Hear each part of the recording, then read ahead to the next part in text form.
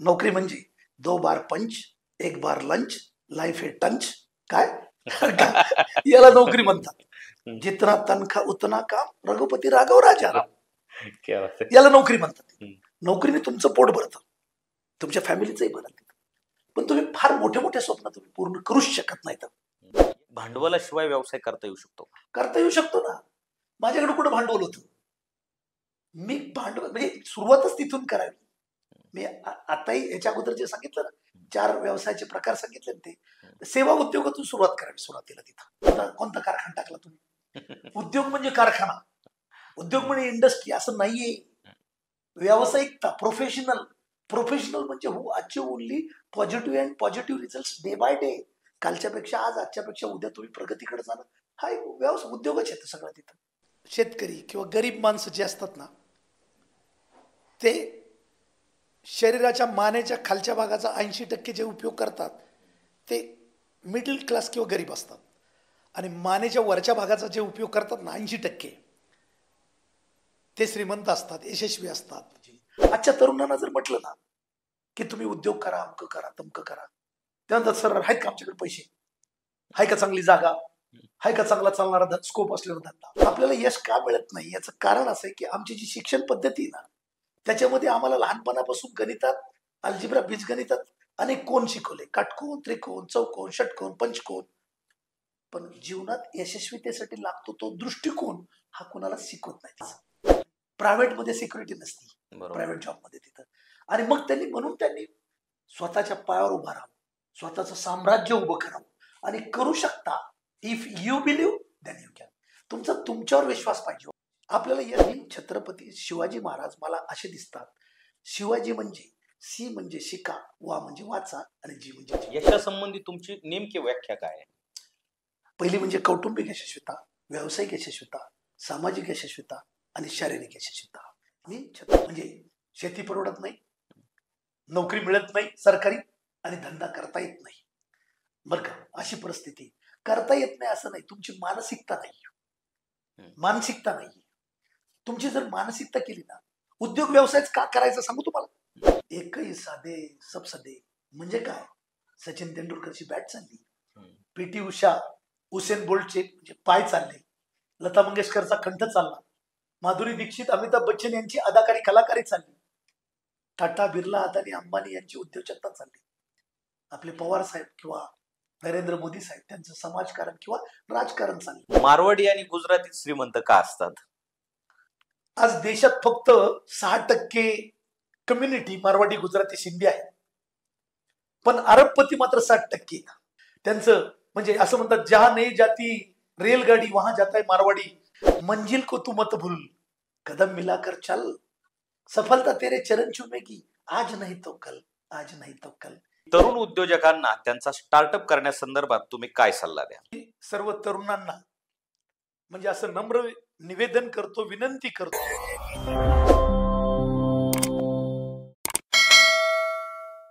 आज आपल्या सत्ता या व्यासपीठावर आलेल्या पाहुण्यांचा मी थोडक्यात परिचय करून देतो. बडी सोच, कडी मेहनत आणि पक्का इरादा घेऊन मी यशस्वी होणारच आणि 1000 मराठी माणसांना उद्योजक बनवणार हे देह मनाशी बाळगलेले प्रसिद्ध लेखक, यशस्वी उद्योजक, माजी बँक अधिकारी NB धुमाळ साहेब यांच्याशी आज आपण दिलखुलास मनमोकळ्या गप्पा मारणार आहोत. धुमाळ साहेब यांनी वयाच्या 45 वर्षापर्यंत 45 देशांचा दौरा केलेला आहे. त्यांनी हॉस्पिटल्स, हॉटेल्स आणि विमा सेवा उद्योग अशा विविध कंपन्यांची उभारणी करून सर्व उद्योग यशस्वीरित्या ते चालवत आहेत. यशाचे 111 सुवर्ण मंत्र हे उद्योजकांसाठी अत्यंत महत्वाचं पुस्तक त्यांनी लिहिलेलं आहे. जेम ऑफ इंडिया म्हणजेच भारताचा हिरा या पुरस्काराने त्यांना नवी दिल्ली येथे सन्मानित करण्यात आलं, आणि अशीच अनेक पुरस्काराने त्यांना देश आणि विदेशात सन्मानित करण्यात आलं. शेतकरी असलेले NB धुमाळ साहेब हे यशस्वी उद्योजक कसे झाले आणि यशस्वी होण्यासाठी काय करावं लागतं हे आज आपण त्यांच्याबरोबर गप्पा मारताना जाणून घेऊयात. यशासाठीच्या त्यांच्या काय कल्पना आहेत, त्यांचे सुवर्ण मंत्र आपण त्यांच्या शब्दात ऐकूयात. नमस्कार मंडळी, मी PK भांडवलकर. सत्ता या व्यासपीठावर आपलं सर्वांचं आणि NB धुमाळ साहेब यांचं मनपूर्वक स्वागत करतो. साहेब नमस्कार. नमस्कार. धुमाळ साहेब, आम्हाला शेतकरी ते यशस्वी उद्योजक व्हाया बँक अधिकारी हा आपला जीवन प्रवास ऐकायला आवडेल. सुरुवात कशी झाली आणि तुमचा एक इंटरेस्टिंग किस्सा आहे जो जिबड्याचा, तो काय आहे तो आम्हाला ऐकायचा आहे. नमस्कार. मी NB धुमाळ, उद्योजक, वक्ता आणि लेखक आज आहे. पण तुम्ही माझा जीवन प्रवास जाणून पाहताय म्हणून सांगतो. माझा जन्म मराठवाड्यातल्या बीड जिल्ह्यात आष्टी तालुक्यात एक मांडवा नावाचं छोटंसं गाव आहे. शेतकरी आणि धार्मिक कुटुंबात झाला. मी 5वीत असताना म्हणजे तेव्हापासून मला कळायला लागलं. तेव्हापासून माझे पहिले आयकॉन, माझे जे गुरु होते ते माझे आजोबा, आजी. आजोबा खूप कर्तृत्वान होते, अडाणी होते, पण त्या काळात ते गावाकडे 12 बलुतेदार असतात ना, अगदी बरोबर. त्यापैकी 5-7 बलुतेदाराचे कामं त्यांना चांगले यायचे, त्यांच्यापेक्षा चांगले यायचे. अरे वा. म्हणजे सुतार, लोहार, चांभार, वडारी, घिसाडी, बांधकाममध्ये ते सगळे. मी 5वीत असताना तो भाता आहे ना, फोकलेला आहे, हो. मोडलेला आहे, धार लावायचा असतो तो. हो. तर माझे आजोबा, तेव्हापासून मला त्यांचा माझ्यावर खूप प्रभाव होता. म्हणजे 10-5 गावात त्यांच्या इतका कर्तृत्वान माणूस नव्हता ते. त्यामुळे ते मला तेव्हापासून म्हणायचे की भाऊ, मला नाना म्हणायचे, भाऊ की तू मोठा होऊन शेतकरी नको होस. का बरं? आपली शेती पाणी नाहीये, ड्राय आहे म्हणजे तिथं. त्यामुळं शेतकऱ्याचं काय की म्हणजे धोतर फाटलेलं आहे, जोडा तुटलेला आहे. त्यामुळे तू शेतकरी नको हो. तू मोठा झाला पाहिजे, मोठा साहेब झाला पाहिजे आणि साहेब होऊन आपल्या दारात जिपड आणलं पाहिजे. क्या बात आहे. आता ते ज्या घरात सायकल नव्हती आणि त्या काळात सगळ्यात मोठं वाहन ते जीपच होतं. 3 वाहनं होती. हम्म. म्हणजे पुढाऱ्याकडे अँबॅसेडर राहायची, उद्योजकाकडे प्रीमियर पद्मिनी राहायची आणि बाकी सगळ्या लोकांकडे जीप राहायची. तर त्यांच्या दृष्टिकोनातून जीप लाख रुपयाला येत असेल कदाचित 75,000. त्यामुळे ते जिपडं आणलं पाहिजे, आपल्या दारात उभं केलं पाहिजे, असं त्यांचं स्वप्न होतं तिथं. आणि म्हणून मला ते आणखीन एक सांगायचे की कुठलंही काम हलकं किंवा भारी नसतं. तुम्ही किती ती एक्सलन्सनी करता त्यावरती तुमचं यश अवलंबून असतं. हा म्हणजे सांगितलं. आणि माझी आजी खूप धार्मिक होती. म्हणजे चातुर्मास वगैरे म्हणतात ना, ते तिचं 4 महिने तिचा उपवास धरायची. तर माझी धार्मिकता जी आहे ती माझ्या आजीने वाढवली. म्हणजे आजीने वाढवली. आणि मी शिकत म्हणजे 7वी पर्यंत आमच्या गावात होतो. 8वी, 9वी, 10वी आणि 11वी. जुनी 11वीची शेवटची बॅच आमची होती. तर त्या 11वी पर्यंत मी कड्याला शिकलो. तर आमच्या गावापासून कडा हे 7-8 किलोमीटर आहे. पायी जायचं, पायी यायचं. आल्यावरती परत शेतात काम करायचं आणि रात्री रॉकेलच्या चिमणीवर अभ्यास करायचा. त्यावेळेस लाईट नव्हती. त्यावेळेस लाईट नव्हती तिथं. तर त्यामुळं म्हणजे माझी आई कधी मारलं नाही मला तिथं, परंतु तिचं सगळ्यांचं स्वप्न होतं ते सगळं तिथं. की तसं मी लहानपणी जरा जास्त धष्टपुष्ट होतं. माझी आई मला म्हणायची, भाऊ तू फौजदार हो. मी म्हटलं का बरं फौजदार? म्हणजे आता जाडजूड होतो जरा. तब्येत ते म्हणजे चांगली. फौजदार झाला ना की लोक लेंड्या टाकतील म्हणे. आता त्यांची भावना तीच. परंतु माणूस एक ठरवतो, एक होतं एक काय तिथं सगळं तिथं. तर त्यामुळं चिमणीवर अभ्यास करता करता ती फक्त म्हणजे डोळ्यात पाणी आणायची, म्हणायची भाऊ तुझ्या आजोबाचं स्वप्न आहे ना, तुला साहेब व्हायचंय, साहेब व्हायचंय. आणि मी परत परत अभ्यास करायचो. आणि मी 72 साली दुष्काळ होता तेव्हा मी कोंड्या खाल्ल्या, दगड फोडले, विहिरी फोडल्या. आणि तोपर्यंत माझं जग 7 किलोमीटर मध्ये होतं. म्हणजे इकडं कडा आणि तिकडं आष्टीच्या पलीकडलं गाव माहित नव्हतं. आणि एसटी लांबून पाहिली होती लाल रंगाची, पण तिला हात नाही लावला. कारण ते पहिल्या टप्प्याला 20 पैसे लागायचे आणि ते आमच्याकडे नव्हते. अरे बाप. अशा परिस्थितीमध्ये मी मॅट्रिक पास झालो. तेव्हा मॅट्रिक खूप अवघड होती, पण तरी पास म्हणजे साधा सुद्धा नाही झाला. चांगल्या मार्काने 67% मार्क मला मिळाले. पण तोपर्यंत मॅट्रिकच्या पुढे काय असतं हे माहित नव्हतं. कारण म्हणजे इकॉनॉमिकली, सोशली इतकं बॅकवर्ड मराठवाडा. तेव्हा 20-22% निकाल लागायचा महाराष्ट्रात मॅट्रिकचा. आमच्या मराठवाड्यात तो 10-12% लागायचा. मी तर मॅट्रिक पास माणूस पाहिला नव्हता. त्याच्यामुळे माझा निकाल त्यांनी पाहायला जाऊ दिला नाही माझ्या वडिलांनी. म्हणजे तू गुरामागे जा. मी गुराकडे गेलो. तिकडून आल्यावरती ते म्हणजे त्यांच्या डोळ्यात पाणी आलं. खूप आनंदी झाले. ते म्हणे बरं झालं ना तू पास झाला. ते फर्स्ट क्लास काय असतं? फर्स्ट क्लास म्हणलं फर्स्ट क्लास म्हणजे पासातला मोठा पास. काय सांगणार? आणि पास झालो. त्यानंतर माझं जग बदललं. मग माझे आजोबा म्हणायचे की माणूस बदलत नसतो, माणसाचा स्वभाव बदलत नाही, पण परिस्थिती आणि घटना माणसाला घडवत असतात. क्या बात. माझी परिस्थिती होती शेतकरी आणि घटना घडली. मी मॅट्रिक पास झालो.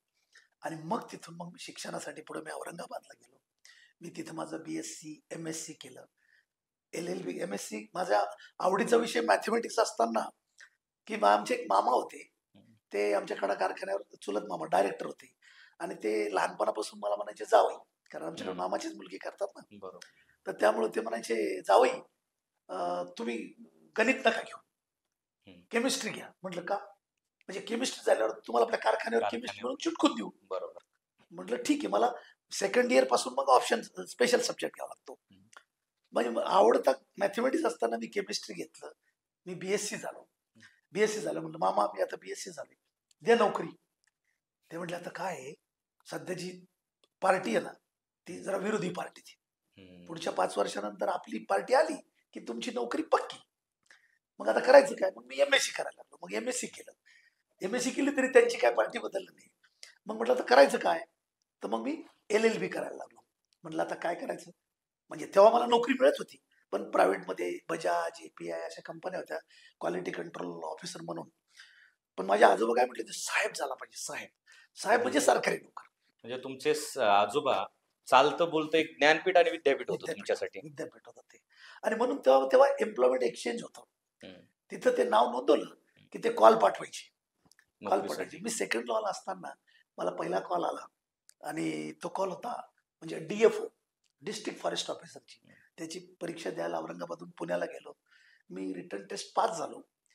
ओरल त्याच्या अगोदर फिजिकल टेस्ट असते, कारण जंगलात पळायचं ना. बरोबर. दौलताबादचा किल्ला ते बाबा पेट्रोल पंप 15 किलोमीटर अंतर मी दुसरा आलो, पण ओरल मध्ये काही पास झालो नाही.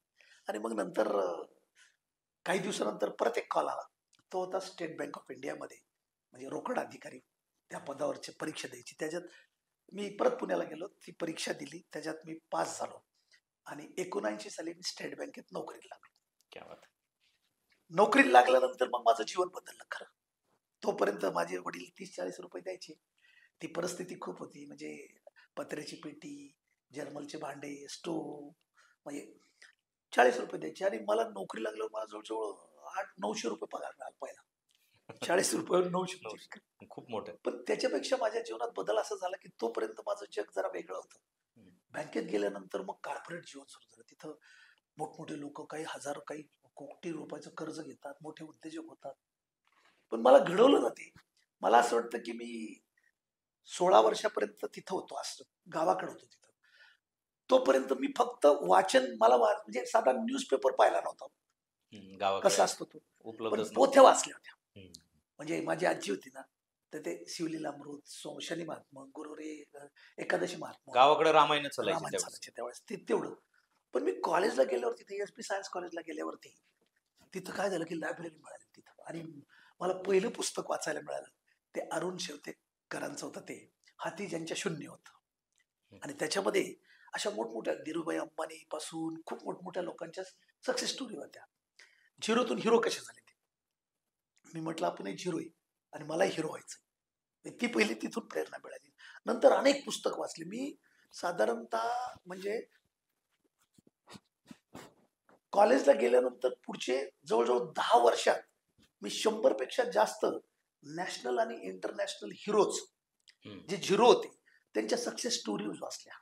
फक्त वाचले नाही, प्रत्येक व्यक्तीत काहीतरी चांगले गुण असतात. हो, अगदी बरोबर. तुमच्यामध्ये काही चांगले, सगळं माझ्यामध्ये काही 100% चांगले गुण असतील असं नाही, बरोबर आहे का नाही. आणि म्हणून चांगलं चांगलं तेवढं घ्यायचं. मला लिहायची सवय होती. माझ्या 10-15 डायऱ्या भरल्या, चांगले चांगले गुण तिथं, आणि मी ते इम्प्लिमेंट करायला लागलो.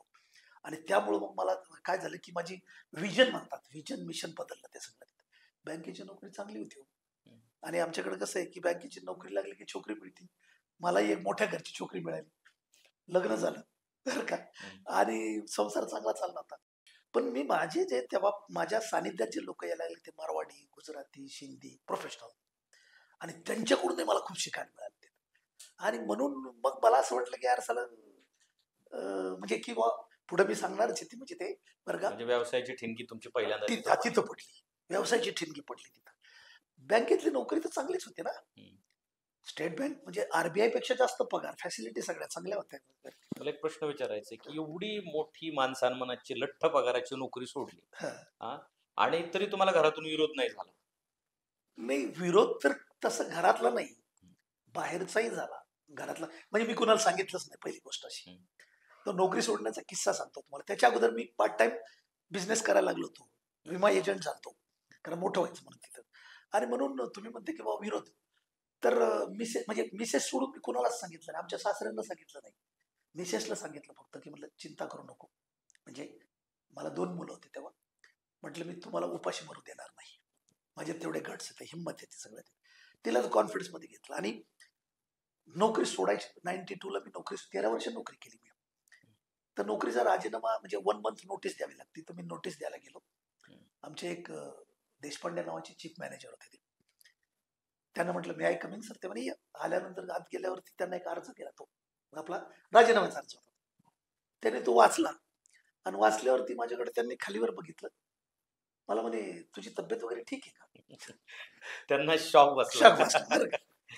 म्हटलं हो. डोकं बिकं? म्हटलं सगळं ठीक आहे. हे काय? म्हण हे राजीनामा आहे. राजीनामा आहे? का बरं? मला धंदा करायचा आहे. मला उद्योजक व्हायचंय. काय उद्योजक व्हायचं? व्यवसाय करायचा. बरं का, व्यावसायिक खेळाचा. म्हणले बाळा तुझी पार्श्वभूमी मला माहिती आहे. फॅमिली बॅकग्राऊंड माहिती आहे. तुमची मजल डीसीसी बँकेच्या पलीकडे नसती, पण तू खूप हुशार असल्यामुळे तू बँकेत लागलास. म्हणजे आणि म्हणून मी तुझ्या वडिलकीच्या नात्याने एक सांगतो तिथं की माझा अनुभव आता 59 वर्ष वय, मी वर्ष 6 महिन्यात रिटायर होणार आहे. इथून तुझ्यासारखा विचार करून जे बाहेर गेले ना, त्या 10 पैकी 7 लोक रस्त्यावर आली. 2 लोकांना ब्रेड अँड बटर मिळालं आणि एखादा माणूस चुकून वरती गेलाय. म्हणून वडिलकीच्या नात्याने सांगतो, असा विचार करू नको, वेडा विचार करू नको. काय मी सांगतो ते काय बँकेला फरक पडत नाही. 15 लाख स्टाफ आहे. आता मी शिक्का मारून दिला म्हणजे ऍक्सेप्ट झाले. पण तुझ्याबद्दल तळमळ खूप आहे, कारण तुझा रिपोर्ट एक्सलंट आहे, सगळं चांगलं आहे, तो कार्य म्हणजे सगळं चांगलं आहे. आणि तुझ्याबद्दलची तळमळ आहे म्हणून सांगतो, विचार कर. 10 दिवसांनी या. नाही आला तर गेलं. ठीक आहे. मी गेलो घरी आणि 10व्या दिवशी परत म्हणलं मी आय कमिंग सर. मी हसत होतो. कॉन्फिडन्स तेवढाच होता बरं का. मी सांगितलं तुला पटलं वाटतंय, फाडून टाकू? म्हणलं सर थोडं थांबा. काय झालं? म्हणलं सर मी अगोदर इतका जोरात होतो त्या दिशेने, नोकरी सोडून उद्योजक व्हायचे, पण तुम्ही सांगितल्यानंतर 180 डिग्री मध्ये माघारी बसला आणि माझी झोप उडाली. म्हटलं यांचा काय फायदा आहे, मी नोकरी सोडली न सोडली तर त्यांना काय फरक पडणार नाही. फरक मला पडत, पण तरी ते सांगतायत याचा अर्थ ते माझ्याबद्दल. आणि म्हणून काय झालं की मी खूपच डिस्टर्ब झालो. गेले 9 दिवस मला झोप नाही लागली. रात्र जागायचो. कसं होईल. पण काल रात्री तसंच झालं. रात्री 1:30-2 वाजता मी जागा होतो आणि 2 वाजता झोपलो आणि 4 वाजता दचकून जागा झालो. का जागा झालो? तुम्हाला एक स्वप्न पडलं होतं आणि त्या स्वप्नात कोणीतरी सांगत होता, असे एक वयस्कर असतात, ते म्हणे तुझे ते सर आहेत ना, ते सांगतात ते 100% खरं आहे. 10 पैकी 7 लोक रस्त्यावर येतात, 2 लोक ब्रेड अँड बटर मिळतं आणि एकच माणूस पुढे जातो. पण तो पुढे जाणार आहेस ना म्हणे, तो तूच असं सांगितलं. त्यामुळं पहाटे 4 वाजता मी ठरलं जाऊन, साहेब देशपांडे साहेब तुमच्या पाया पडतो, राजीनामा ऍक्सेप्ट करा. म्हणजे मला फक्त तुम्ही आशीर्वाद द्या. आता मी तुम्हाला दक्षिणा विक्षणा नाही देऊ शकत, पण म्हणजे आशीर्वाद द्या. असं बोलल्यावरती ते 180 डिग्री परत इकडे ते बेटा तू नक्की जीवनात यशस्वी होशील म्हणे, तू जा म्हणे, तुला माझा आशीर्वाद. आणि मग मी नोकरी सोडली, नगरला आलो, व्यवसाय सुरू केले, अनेक व्यवसाय केले. म्हणजे त्यात मला म्हणजे 2 नंबरचं काम येत नाही, पण मी 1 नंबर कधी सोडत नाही. क्या बात. जिथं जाईल तिथं. कारण ते अमिताभ बच्चनचा डायलॉग आहे की ज्या आम खडे होते ना वासे लाईन, तसं मला ते काही सगळ्या संस्काराचा भाग असतो. तो माणूस उघडा डोळे बघा नीट करतात म्हणतात, तसं की ते हे सगळं पाहून इथपर्यंत म्हणजे आलो मी. आणि मग व्यवसाय केला, तोही त्याच्यातही प्रचंड यश मिळालं. सगळं म्हणजे तर अशा रीतीने. आणि त्याच्यानंतर मग मी गेल्या 10 वर्षापासून तर काही मी व्यवसाय करत नाही. तुम्ही मागे वळून पाहिलं नाही. पण तुमचं असं झालं का की काही व्यवसाय अपयशी ठरले वगैरे, असं काही झालं? हो, मला सांगा. बरेच लोक म्हणतात की तुम्ही फार नशिबाने वगैरे तसं, म्हणजे अपयश येतच असतं. जीवन म्हणजे आपला जो ECG असतो ना, तसं असतं. लाईफ अप अँड डाऊन्स असतात तिथं. पण आपण तुमच्याकडे जर विजन आणि मिशन असेल, तुमची जर दूरदृष्टी असेल आणि सेल्फ कॉन्फिडन्स जर असेल, अनकंडिशनली तुम्ही डिवोट व्हायचं ठरवलं असेल तिथं, तर nothing is impossible in the world. Everything is possible. होऊ शकतं ते. आणि माझ्यासारखेच नाही, असे अनेक लोक आहेत. म्हणजे मीच एक अशातला प्रकार नाहीये काही. म्हणजे बरोबर आहे का नाही? तिथंच. आणि म्हणून गेल्या 10 वर्षापासूनच ते मी माझं कार्यच बदललंय, ते म्हणजे सोशल. आता मला एक प्रश्न विचारावासा वाटतो की तुम्ही व्यवसाय म्हणून निवड करताना विमा व्यवसायाचीच का तुम्ही सेवेचा व्यवसाय निवडला? आता काय असतं, व्यवसायाचे 3-4 प्रकार असतात. बरोबर. म्हणजे पैसे मिळवण्याचे 3-4 प्रकार असतात. पहिला प्रकार काय असतो माहिती का? नोकरी. बरं का? नोकरी. आता नोकरी म्हणजे काय? नोकरी म्हणजे 2 बार पंच, 1 बार लंच, लाईफ है टंच. काय? याला नोकरी म्हणतात. जितना तनखा उतना काम, रघुपती राघव राजा राम. क्या बात है. याला नोकरी म्हणतात. हम्म. नोकरीने तुमचं पोट भरतं, तुमच्या फॅमिलीचंही भरतं. पण तुम्ही फार मोठे मोठे स्वप्न तुम्ही पूर्ण करूच शकत नाही. तुमच्या पुरतं ठीक आहे. पण मी जेव्हा बँकेत गेल्यानंतर जेव्हा मारवाडी गुजराती हे लोक, की माझं स्वप्न वाढलं तिथं, मोठं वाढलं तिथं. आणि मग वाढल्यानंतर तिथं मी आता पहिल्यांदा याच्यात दुसरा जो प्रकार असतो पैसे कमवण्याचा, त्याला म्हणतात सेल्फ एम्प्लॉयमेंट, स्वयंरोजगार. काय? स्वयंरोजगार म्हणजे काय? की तुम्ही पिठाची गिरणी टाकली, रिक्षा चालवायला घेतली, मेडिकल दुकान टाकलं, किराणा दुकान टाकलं, काय केलं म्हणजे तुम्हालाच करायचं तिथं, त्याला स्वयंरोजगार म्हणतात किंवा सेल्फ एम्प्लॉयमेंट म्हणतात. याचा अर्थ असा की तुम्ही एम्प्लॉयमेंट म्हणजे तुम्ही नोकरच असता, पण तुम्ही स्वतःचे नोकर असता, तिथं तुम्ही दुसऱ्याचे नोकर असता. इथं तिथल्यापेक्षा जास्त नक्कीच मिळतं तिथं सगळं, पण तिथल्यापेक्षा जास्त काम करावं लागतं. तिथं शनिवार रविवार सुट्टी असते, 15 ऑगस्ट व्यवसायात सुट्टी नसते. इथं मात्र त्या दिवशी जास्ती काम करावं लागतं. लक्षात आलं का? सुट्टीच्या दिवशी. हा जास्त, कारण तुम्ही रोजगारच आहेत पण स्वयंरोजगार, त्याच्यापेक्षा निश्चित जास्त पैसे मिळतात तिथे. त्यानंतर असतो सेवा उद्योग. सेवा उद्योग म्हणजे तुम्ही जितकी सेवा देताल ना, तितका मेवा तुम्हाला मिळतो. म्हणजे म्हणजे त्यासाठी तुमचं म्हणजे स्पेशलाइज नॉलेज लागतं तिथं. सेवा उद्योगामध्ये मी सांगितलं किंवा विमा एजंट येतं, काय नसतं, सेल्समन येतं, आपलं काय नसतं. ते प्रॉडक्ट एकाचा फक्त विकायचा आणि आपल्याला कमिशन मिळतं. ते डॉक्टर घ्या, वकील घ्या, म्हणजे आर्किटेक्ट घ्या, इंजिनियर घ्या, हे स्पेशलाइज नॉलेज घेऊन सेवा देतात म्हणून त्यांना मेवा मिळतो. पुढचा जो पैसे मिळवण्याचा प्रकार असतो त्याला म्हणतात इन्व्हेस्टर. म्हणजे माझ्याकडे खूप पैसे आहेत, मी काय करणार? पैशाला कामाला लावणार, म्हणजे व्याजाने लावणार, बरोबर. बँकेत ठेवणार किंवा व्याजाने देणार, पैशाला कामाला लावणार आणि त्यातून मी पैसे किंवा रिअल इस्टेट झालं वगैरे सगळं याच्यामधून. तर तो एक पैसा किंवा स्वतः काम न करता पैसा लावणे. शेवटचा प्रकार म्हणजे उद्योजकता. पैसा आणि पैसा कमवा. उद्योजकता म्हणजे टाटा, बिर्ला, अदानी, अंबानी, त्यांच्याकडे प्रचंड पैसे आहेत, त्यांच्याकडे खूप कामगार येतात तिथं. म्हणजे तो 5वा उद्योग असतो. तर मला असं वाटलं आणि माझा सल्लाही राहील म्हणजे युवकांना, की सगळ्यात सोपा जर काय असेल तर सेवा उद्योग आहे. कारण आपलं काही नसतं तिथं, कोणाच तरी असतं, आपण फक्त सेवा. म्हणून सेवा उद्योगात विमा सेवा उद्योग, त्याच्यात काय असतं, पॉलिसी सरकारची, गव्हर्नमेंटची, काही द्यायची त्यांची जबाबदारी, आपली काही नाही, आपण फक्त विकायचं तिथं. आणि म्हणून मी त्या विमा उद्योगात आलो, विमा एजंट झालो, पैसे चांगले मिळाले तिथं. आणि म्हणून नोकरी सोडल्यावर सुद्धा माझी स्वतःची म्हणजे लाईफलाईन नावाची विमा सेवा उद्योग कंपनी सुरू केली.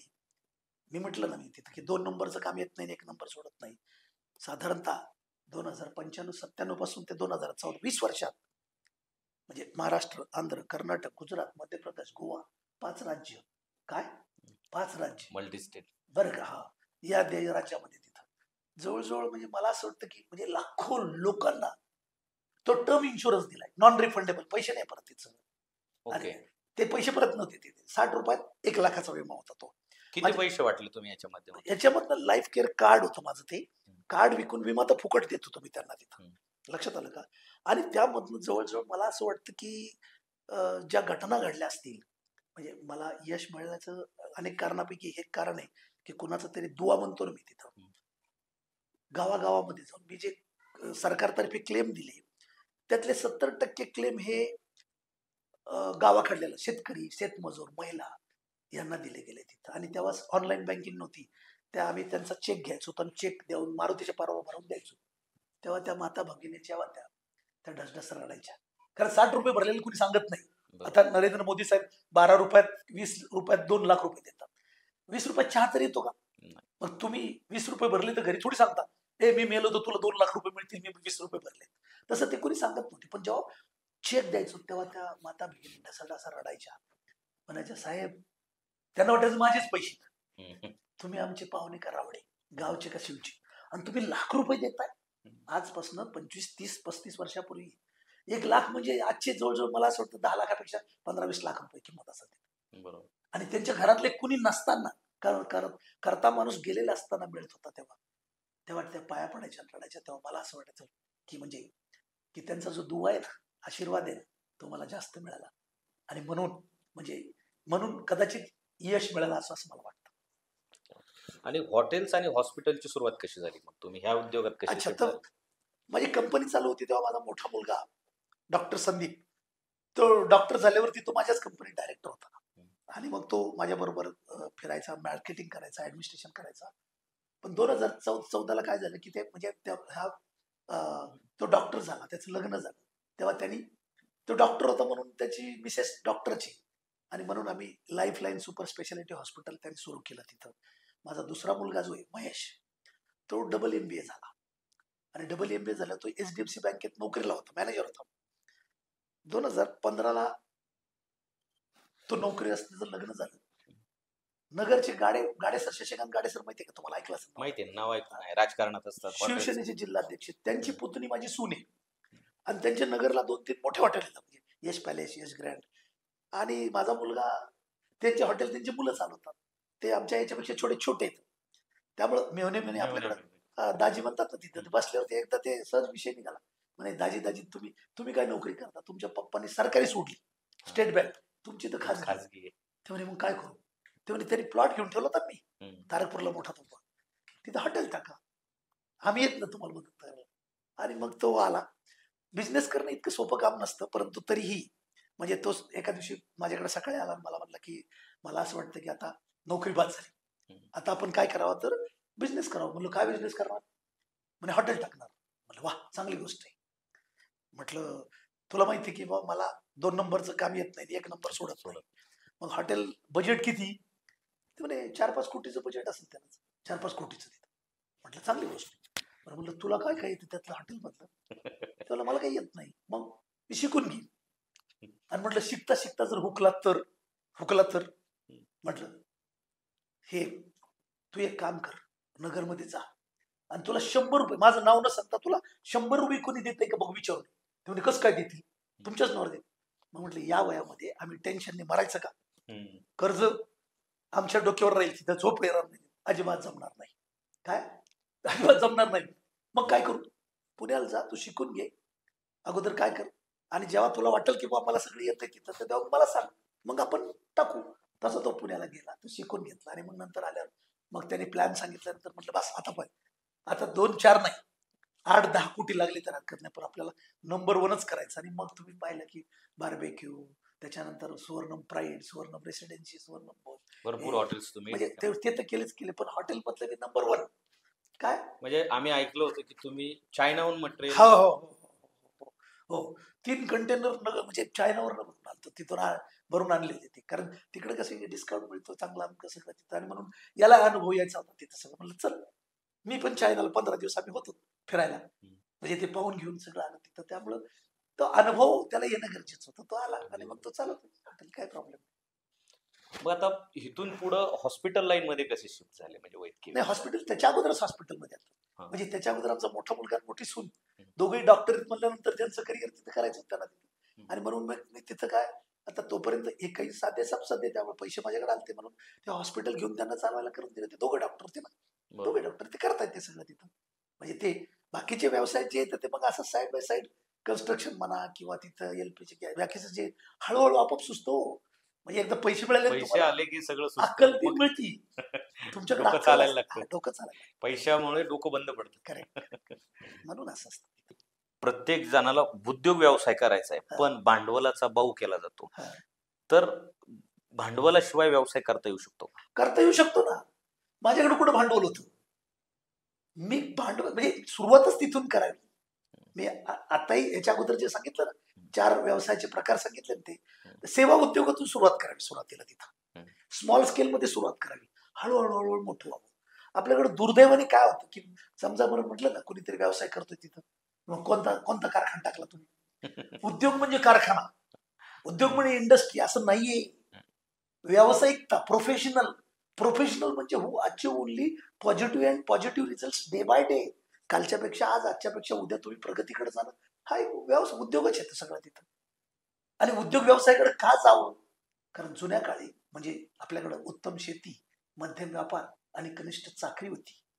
आता 21व्या शतकात तराजू पारडे फिरले. आता उत्तम नोकरी, व्यापार मध्यमच आहे आणि कनिष्ठ शेती झालेली आहे. शेती परवडत नाही, नोकरी मिळत नाही आणि धंदा करता येत नाही. नोकरी मिळत नाही म्हणजे सरकारी नोकरी, कारण नोकरीला त्यालाच नोकरी म्हणतात. बरोबर आहे. आज स्टेट आणि सेंट्रल गव्हर्नमेंट मिळून फक्त 14-15% नोकऱ्या देत आहे. उरलेल्या 85% त्यांनी काय करायचं लक्षात घ्या. प्रायव्हेट मध्ये सिक्युरिटी नसती, प्रायव्हेट जॉब मध्ये तिथं. आणि मग त्यांनी स्वतःच्या पायावर उभा राहावं, स्वतःचं साम्राज्य उभं करावं आणि करू शकता. If you believe then you can. तुमच्यावर विश्वास पाहिजे. विश्वास असला तर किती लोकांनी आटके पार झेंडे लावले, पण तुमचा निगेटिव्ह पाहत असतील तर मग तुम्हाला नकारात्मक पाहिलं तर मग तुम्हाला ते यश मिळणार नाही. सकारात्मक पावलं त्याला ऍटिट्यूड म्हणतात. ऍटिट्यूड म्हणजे दृष्टिकोन, ही गोष्ट आम्हाला समजली, पण ग्रॅटिट्यूड म्हणजे नेमकं काय? खरं सांगा की ऍटिट्यूड समजला म्हणजे तो थोडा एक्सप्लेन करणं गरजेचं आहे असं मला वाटतं. ऍटिट्यूड म्हणजे दृष्टिकोन. आपल्याला यश का मिळत नाही याचं कारण असं आहे की आमची जी शिक्षण पद्धती आहे ना, त्याच्यामध्ये आम्हाला लहानपणापासून गणितात, अल्जिब्रा, बीजगणितात अनेक कोण शिकवले, काटकोन, त्रिकोण, चौकोन, षटकोन, पंचकोन. पण जीवनात यशस्वीतेसाठी लागतो तो दृष्टिकोन हा कुणाला शिकवत नाही. आणि म्हणून आत्ताची पिढी, म्हणून तो ऍटिट्यूड यशासाठी, त्याला यशाचा त्रिकोण म्हणतात ना, सक्सेस ट्रँगल. तर ते ट्रँगलची पहिली बाजू आहे नॉलेज, दुसरी बाजू आहे स्किल, पण जो बेस आहे ना त्याला दृष्टिकोन किंवा ऍटिट्यूड म्हणतात. मला खूप आवडतं ते. ऍटिट्यूड इज एव्हरीथिंग नावाचं एक पुस्तक आहे, तुम्ही नक्की वाचा. 100 पेजेसचे. मी 100 पुस्तकं माझ्या ओळखीच्या लोकांना दिलं. त्याच्यामध्ये 3 चॅप्टर येतात, 3 गोल्डन स्टेटमेंट येतात. ते सांगतो तुम्हाला. ते गोल्डन स्टेटमेंट असं आहे की पहिलं, success begins in here, so think right. यशाची सुरुवात मस्तकातून होती, म्हणून तुम्ही योग्य सकारात्मक विचार करा. दुसरं वाक्य आहे की your words decide your personality and character. तुमचे शब्द हे तुमचं चारित्र्य आणि चरित्र दाखवत असतात, म्हणून तुमच्या तोंडातून निघणारा प्रत्येक शब्द हा पॉवरफुल असला पाहिजे. तिसरी गोल्डन स्टेटमेंट आहे की your action produces result, so act purposefully. तुमची प्रत्येक कृती ही तुम्हाला यश किंवा अपयश देत असते. लक्षात आलं का? बरोबर. यश किंवा अपयश देत असते, म्हणून प्रत्येक कृती ही तुमची सकारात्मक म्हणजे ऍटिट्यूडनी, चांगल्या ऍटिट्यूडनी केली तर तुम्हाला नक्कीच चांगलं यश मिळू शकतं. आपण बघतो की जंगलचा राजा सिंह, राजा सर्व गुण संपन्न असायला पाहिजे ना, बरोबर असायला पाहिजे, पण सिंह हा तसा सर्व गुण संपन्न नाहीये. जिराफा इतका उंच नाही, हत्ती इतका वजनदार नाही, हरणा इतका चपळ नाही, कोल्या इतका हुशार नाही, तरीही तो जंगलचा राजा आहे. याचं कारण ते एका वाक्यात आहे, ऍटिट्यूड इज एव्हरीथिंग. कारण त्याचा दृष्टिकोन काय, म्हणजे त्याच्या काय होतं की मी नेहमी सांगतो की तो राजा यासाठी सकाळी उठला, तो बसतो, ज्या दगडावर बसतो त्याला सिंहासन म्हणतात. आपण ज्या दगडावर बसतो त्याला दगडच म्हणतात. सिंह बसलाय आणि त्याची एका प्राण्याची नजरानजर झाली. दोघांच्या मनात लगेच चलबिचल स्टार्ट होती तिथं. सिंह लगेच त्याच्या तोंडाला पाणी सुटतं, ब्रेकफास्ट मला वाटतं काय. पण त्या पुढच्या प्राणी किती मोठा असो, हरिण असो नाही तर गवा नाही तर गेंडा असो, तो घाबरलेला असतो, त्याच्या तोंडाला कोरड पडते. म्हणजे काय तर success begins in here. Your words decide म्हणजे तुमचे शब्द. तर सिंहाची सिंह गर्जना ही पुढच्या प्राण्याला अर्ध गरबगडीत करते. म्हणजे बाकीचे प्राणी शब्द खाली कॉन्फिडन्स लूज होतो. आणि शेवटचं वाक्य की युअर ऍक्शन प्रोड्युसेस रिझल्ट. सिंहाची पहिली झेप, हरिण 90 किलोमीटर ताशी पळतो, सिंह 60च पळतो, पण तरी ते का गडबड, कारण ते कॉन्फिडन्स लूज होतं त्याचा पडतं. म्हणून ऍटिट्यूड इज एव्हरीथिंग. आता ग्रॅटिट्यूड बद्दल बोललं की ग्रॅटिट्यूड तितकाच महत्वाचा आहे. ग्रॅटिट्यूड म्हणजे ग्रेट ऍटिट्यूड, पण त्याला साधा मराठीत सांगायचं असेल तर धन्यवाद देणे, थँक्स म्हणणे, काय नम्रतेने वागणं. म्हणजे ग्रॅटिट्यूडचा अर्थ तसा आहे, नम्रता, लीनता, काय थँक्स वगैरे. ग्रेट ऍटिट्यूड तिथं तुम्ही पाहिलं असेल की फॉरेनचे लोक, जपानचे वगैरे, तिथं मिनिटाला वाकू वेलकम, थँक्यू, वेलकम, म्हणजे वाकू करते ते. याला अंडर एम्प्लॉयमेंट. तरुणांनी उद्योग व्यवसाय करावा तुम्हाला काय वाटतं? तरुणांनी उद्योग व्यवसाय करण्यासाठी मी अगोदर पण बोललो, परत सांगतो तुम्हाला की आज म्हणजे शेती परवडत नाही, नोकरी मिळत नाही सरकारी, आणि धंदा करता येत नाही. बरं का, अशी परिस्थिती. करता येत नाही असं नाही, तुमची मानसिकता नाही. मानसिकता नाही. तुमची जर मानसिकता केली ना, उद्योग व्यवसायच का करायचा सांगू तुम्हाला. तुम्ही तुमच्या कोणत्याही गावाचा, जिल्ह्याच्या ठिकाणी जा आणि एक सर्वे करा की तिथं सगळ्यात श्रीमंत लोक कोण आहेत. शेतकरी येतात, नोकरदार येतात का उद्योग व्यवसाय करणारे. सगळ्यात मोठमोठ्या गाड्या, मोठमोठे बंगले, फॉरेन टूर करणारे शेतकरी आहेत का, नोकरदार आहेत का उद्योजक येतात. उद्योजक येतात, उद्योग व्यवसाय करणारे. मी जर नोकरी केली असती तर 45 देश फिरून आलो येऊ शकलो असतो का. कसं शक्य. म्हणून तुम्ही उद्योजकताही शिकले पाहिजे. तो शिकण्याचा अनुभवण्याचा प्रकार येतो, अनुभवातून पुढे जाण्याचा आहे. म्हणून तरुणांनी जर तुम्हाला तुमची स्वतःची ओळख झाली असेल, काय मी कोण आहे, माझा जन्म दुर्मिळ आहे, काय मला देवाने बुद्धी आणि वाचा नावाच्या 2 गोष्टी जास्त दिलेल्या का, आणि फक्त बुद्धीने वाचेच्या जोरावरती तुम्ही मोठे होऊ शकता. अनेक झाले, तुम्ही का नाही होणार. म्हणून तुम्ही काय म्हटलं मी की मोठं स्वप्न पाहून आलात तर निश्चितपैकी फक्त कष्ट करण्याची तयारी, बाकीच्या गोष्टी तुम्हाला लागणारच, ते ऑटोमॅटिक मिळतात तिथं. म्हणून तुम्ही उद्योग व्यवसायाकडे यावं. तरुणांनी प्रचंड मोठं स्कोप आहे, त्यांना प्रचंड मोठं करिअर आहे, सगळं आहे. फक्त तुम्ही स्टार्ट तर करा, नक्कीच तुम्ही यशस्वी. सर, यशासंबंधी तुम्ही भरभरून बोलता आणि त्याच्यासाठी तुम्ही पुस्तक लिहिलं. हे पुस्तक लिहिण्यामागे तुमची भावना काय होती. सर, मला असं वाटतं की एखाद्या माणसाला, भुकेलेल्या माणसाला एक वेळचं जर जेवण दिलं तर त्याची एक वेळची भूक भागेल. पण त्याला स्वतःच्या पायावर उभा राहून, म्हणजे की काही उद्योग व्यवसाय करण्यासाठी प्रवृत्त करून, म्हणजे आपण जर केलं तर त्याची जन्म भागवण्याची भूक भागवण्याची, म्हणजे त्याची जन्माची भूक भागवण्याची ताकद उद्योग व्यवसायात असते. आणि म्हणून मराठी माणसाने उद्योग व्यवसायात यावं ही माझी संकल्पना आहे. म्हणून तरुणांना स्वावलंबी आणि सुसंस्कृत बनून उद्योजक बनावं ही माझी तळमळ आहे. म्हणून ते पुस्तकही लिहिलं ना, त्याच्या पाठीमागची भावना तीच आहे. या तरुणांनी पुढे जावं. साहेब, यशासंबंधी नेमकी तुमची व्याख्या काय आहे, की नेमकं यश कशाला म्हणतात. सर, मला असं वाटतं की यश म्हणजे ज्याला जे हवं ते मिळणं म्हणजे यशाचे. पण विचारवंतांनी यशाची व्याख्या 4 वाक्यात केलेली आहे. कौटुंबिक यशस्वीता, व्यावसायिक यशस्वीता, सामाजिक यशस्वीता आणि शारीरिक यशस्वीता. तर कौटुंबिक यशस्वीतेमध्ये आपण जन्मभर जो रोल निभवतो वेगवेगळे, तो 1 नंबरचा निभवणं, त्याला कौटुंबिक म्हणतात. तिथं व्यावसायिक यशस्वीता म्हणजे तुम्ही आवडीचं क्षेत्र निवडून त्या क्षेत्रामध्ये टॉपर बनणं आणि खूप मोठं यश मिळवणं, 3% येणं, म्हणजे ती व्यावसायिक यशस्वीता झाली.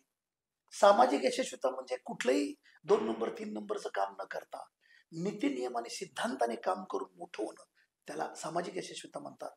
आणि शारीरिक यशस्वीता म्हणजे परमेश्वराने दिलेलं शरीर आहे, त्याला चांगल्या सवयी जपणं आणि त्या माध्यमातून तुम्ही जन्मभर चांगलं निरोगी राहावं, याला शारीरिक यशस्वीता म्हणतात. ही खऱ्या अर्थाने, आणि हे सगळं मिळून ज्याला मिळतं, 4 बी यशस्वीता ज्याच्याकडे येतं, त्याला मेगा सक्सेस म्हणतात. त्यामुळे तुम्ही मेगा सक्सेस मिळवावं अशी माझी इच्छा. आज आम्हाला काहीतरी नवीन गोष्ट शिकायला मिळाली की यशाची परफेक्ट व्याख्या तुम्ही आम्हाला सांगितली. सर, तुम्ही यशाचे 111 मंत्र हे पुस्तक लिहिलं, पण आज जर पाहिलं तर वेळेची फार कमतरता आहे, वाचन संस्कृती नाही. तर ह्या 111 मंत्राचा सार आम्हाला एका मंत्रात सांगता येईल का. खरं सांगा की एका मंत्रात सांगणं तर खूप अवघड आहे, कारण व्यक्ती तितक्या प्रकृती असतात, वेगवेगळे व्यवसाय, वेगवेगळे क्षेत्र आहेत, त्यामुळे वेगवेगळ्या क्षेत्राला वेगवेगळे मंत्र लागतात. पण तुम्ही प्रश्नच विचारला, याचा सार सांगा म्हणून सांगतो की स्वतःला ओळखा. मी कोण आहे, हु एम आय, मी कोण आहे. उत्तर येईल की मी मनुष्य. स्वतःला ओळखा, आवडीचं क्षेत्र निवडा आणि निवडलेल्या क्षेत्रामध्ये तुम्ही उत्तम आणि प्रतिभावंत बना की तुम्ही जीवनात यशस्वी झालेच म्हणून समजा. दुर्दैवाने आपल्या देशात काय होतं, धोबी का कुत्ता घर का ना घाट का. तरुणांचं काय होतं, आई म्हणते डॉक्टर हो, वडील म्हणतात इंजिनियर हो, गुरुजी म्हणतात चित्रकलेत चांगला आहे, आणि याला स्पोर्ट्समध्ये आवड असते. लक्षात घ्या. बरोबर. आणि म्हणून दुर्दैवाने आपल्याकडे इतकं टॅलेंट आहे, प्रचंड टॅलेंट आहे. सरस्वती प्रसन्न आहे, लक्ष्मीला जर तुम्हाला प्रसन्न करायचं असेल तर तुम्हाला तुमच्या आवडीचं क्षेत्र. दुर्दैवाने काय होतं की म्हणजे मिसमॅरेज होतं ना ते. तुम्ही जर पाहिलं असेल की जपानमध्ये 12-13 कोटी लोकसंख्या आहे, महाराष्ट्र एवढा आहे. ऑलिम्पिकमध्ये 100पेक्षा जास्त मेडल मिळत होते, आणि आमची 140 कोटी लोकसंख्या असून आमचे 6 मेडल, एकही म्हणजे त्यातलं गोल्ड मेडल एकही नाही. 2 सिल्वर आणि 4 ब्रॉन्झ. असं का? याचं कारण आहे की मी मिसमॅनेजमेंट तिथं जपानमध्ये योग्य मार्गदर्शन. नाही योग्य मार्गदर्शन नाही. सुरुवात चुकती आपली. Well begun is the half done.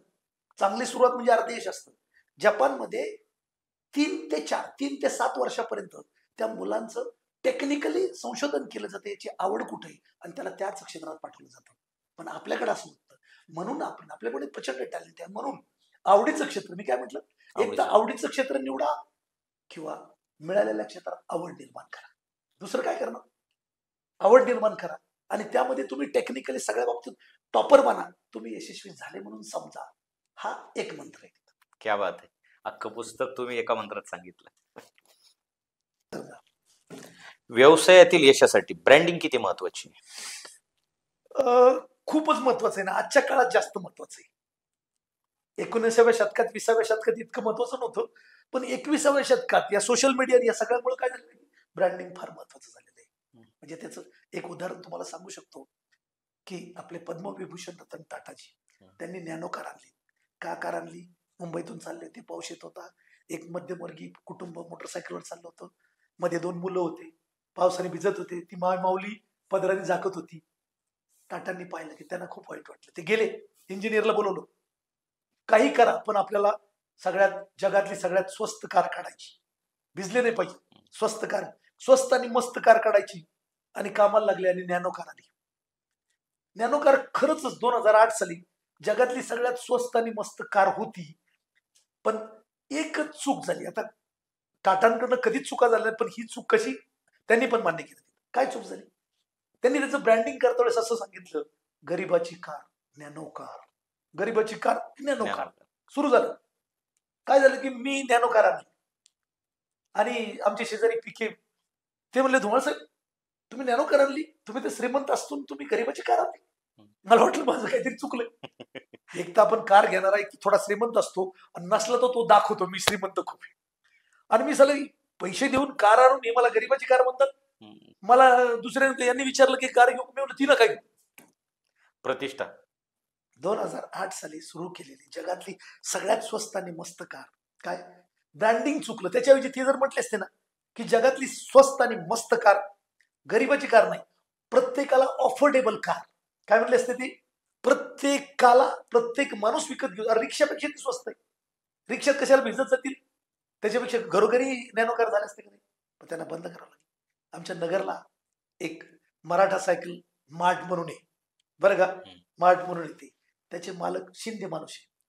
ते पाकिस्तानातून आले स्वातंत्र्यानंतर आणि त्यांनी आपलं सायकलचं छोटं दुकान टाकलं तिथं. छोटं दुकान टाकलं, छोटंच टाकलं, पण नाव दिलं, काय नाव दिलं माहिती का, Maratha cycle mart, cycle centre, Maratha cycle centre तिथं.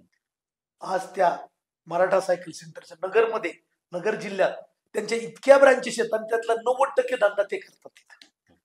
त्यांनी त्यावेळेस जर सिंधी सायकल मार्ट टाकला असतं, आता या वाटतं की आपलंच काय मराठा म्हणजे इथं मोठा समाज मराठा समाजामध्ये, मग आमच्या दुकान आहे. ब्रँडिंग अत्यंत महत्वाचं आहे. म्हणून मी यापुढे जाऊन मी पुस्तक लिहिणार आहे, सेल्स, मार्केटिंग आणि ब्रँडिंग प्रचंड महत्वाचं आहे. दुर्लक्ष करू नका आणि जीवनात यशस्वी व्हा. आता पैशाचं व्यवस्थापन ही सगळ्यात महत्वाची गोष्ट आहे. मनी मॅनेजमेंट. मनी मॅनेजमेंट. तर त्याच्याबद्दल तुम्हाला काय सांगावं वाटतं? हा तर खूप आणि खूपच महत्वाचा प्रश्न येतो की म्हणजे याच्यावर मी भरभरूनच बोलतो. तुम्ही गरीब असा नाही तर श्रीमंत असा, तुम्ही 10,000 रुपये कमवता का 1,00,000 रुपये कमवता हे महत्वाचं नसून, तुम्हाला मनी मॅनेजमेंट म्हणजे पैशाचं मॅनेजमेंट ज्याला करता येतं तो श्रीमंत होतो. काय होतो? तो श्रीमंत होतो. तो सगळा लक्षात आलं का? म्हणजे श्रीमंत होतो. आणि ज्याला मनी मॅनेजमेंट जमत नाही तो गरीब होतो. बरोबर. कसा गरीब होतो? म्हणजे समजा तुम्हाला 1,00,000 रुपये महिना मिळतोय. काय महिना मिळतोय तिथं? 1,00,000 रुपये महिना मिळतोय. तुम्ही अरे ₹1,00,000 महिना मिळतो, चांगली गोष्ट आहे तिथं. आणि तुमचा खर्च 80,000 रुपये, 20,000 रुपये तुम्ही बचत करता तिथं. आणि असं बरेच दिवस चालले, ही एक फॅक्ट आहे. दुसरं असं आहे की बाबा मला 50,000 रुपये पगार मिळतो आणि त्यातला माझा खर्च मात्र 10-15,000 रुपये होतो. दर महिन्याला मी 35-40,000 रुपये बचत करतो.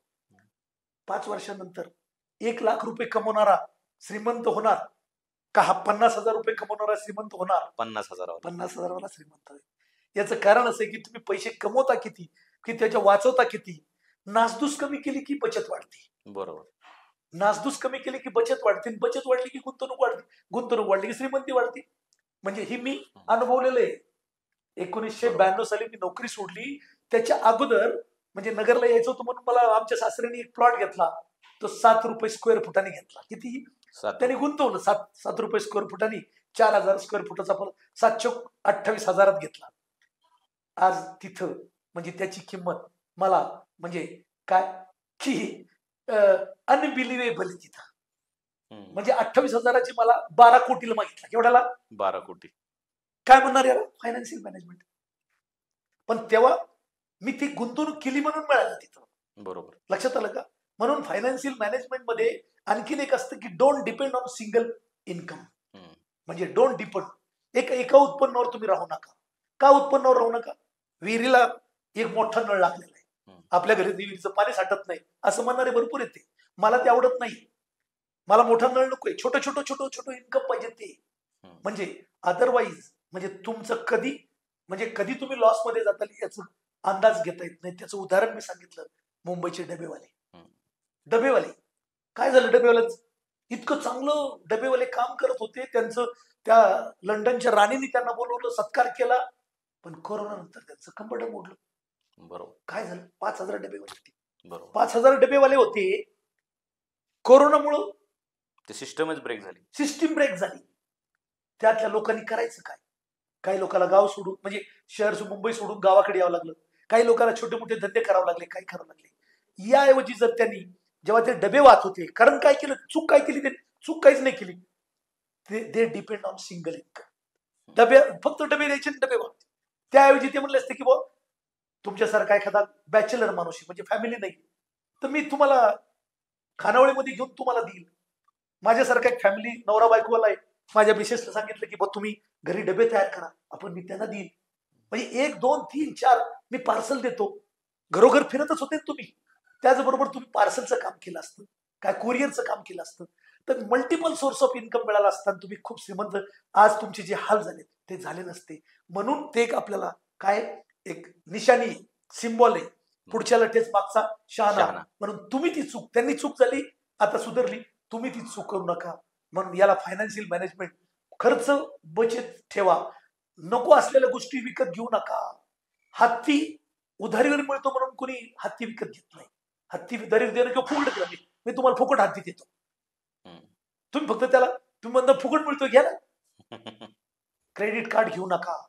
म्हणजे खूप गोष्टी आहेत अशा की त्या चुका आहेत, त्या तुम्ही आपण सर्वसामान्य माणूस करतो आणि म्हणून त्याला फायनान्शियल मॅनेजमेंट येत नाही, म्हणून तो गरीब होतो. म्हणून मी म्हटलं की ज्याला पैसे नसणारा माणूस गरीब मी मानत नाही, पण ज्याला विजन नाही, काय नाही, ज्याला विजन नाही, ज्याला मनी मॅनेजमेंट कळत नाही, तो माणूस गरीब होणार आहे. म्हणून मनी मॅनेजमेंट शिका आणि जीवनात. AI आर्टिफिशियल इंटेलिजन्स मुळे परिणाम काय होऊ शकतात, याला सामोरं कसं जायचं? जग बदलते.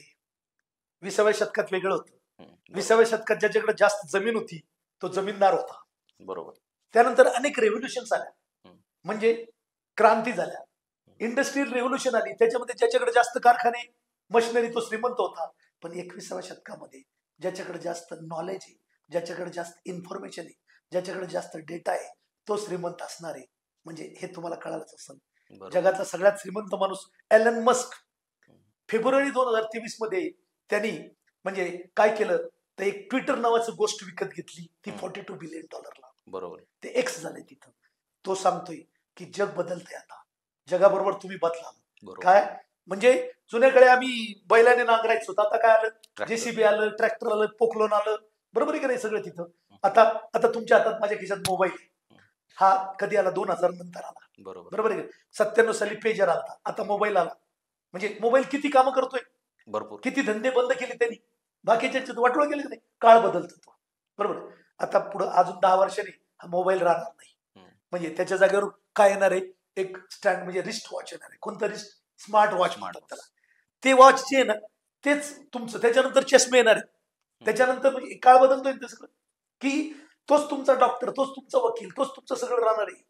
तुम्ही आता गुगल ऐकलं असेल, तुम्हाला गुगल माहित असेल. तिथं चॅट जीपीटी त्याच्या पुढचं व्हर्जन आहे. तिथं गुगलमध्ये फिडेड इन्फॉर्मेशन मिळती, तर चॅट जीपीटी मध्ये काय असतं? फिडेड इन्फॉर्मेशन बरोबरच ते स्वतः विचार करून तुम्ही तो माहिती देतो तो. म्हणून म्हणजे तुम्ही हे काळाबरोबर तर बदलणारच आहे ना. स्टार्टअप चालू करण्यासाठी MSCME हे वरदान ठरते, ते कसं? आज तरुणांना विचारलं की तुम्ही उद्योगात काय येत नाही, ते म्हणतात आमच्याकडे पैसा नाही, आमच्याकडे जागा नाही, आम्हाला भांडवल नाही, काय नाही, प्रॉडक्ट नाही. आता आपले जे सरकार आहे त्यांनी खूप मोठमोठ्या योजना आणलेल्या आहेत तरुणांसाठी, पण आपण ते पाहत नाही, तर त्यामुळे दुर्दैवाने त्याच्याकडे दुर्लक्ष होत नाही. MSME म्हणजे काय? M म्हणजे मायक्रो, S म्हणजे स्मॉल आणि M म्हणजे मीडियम.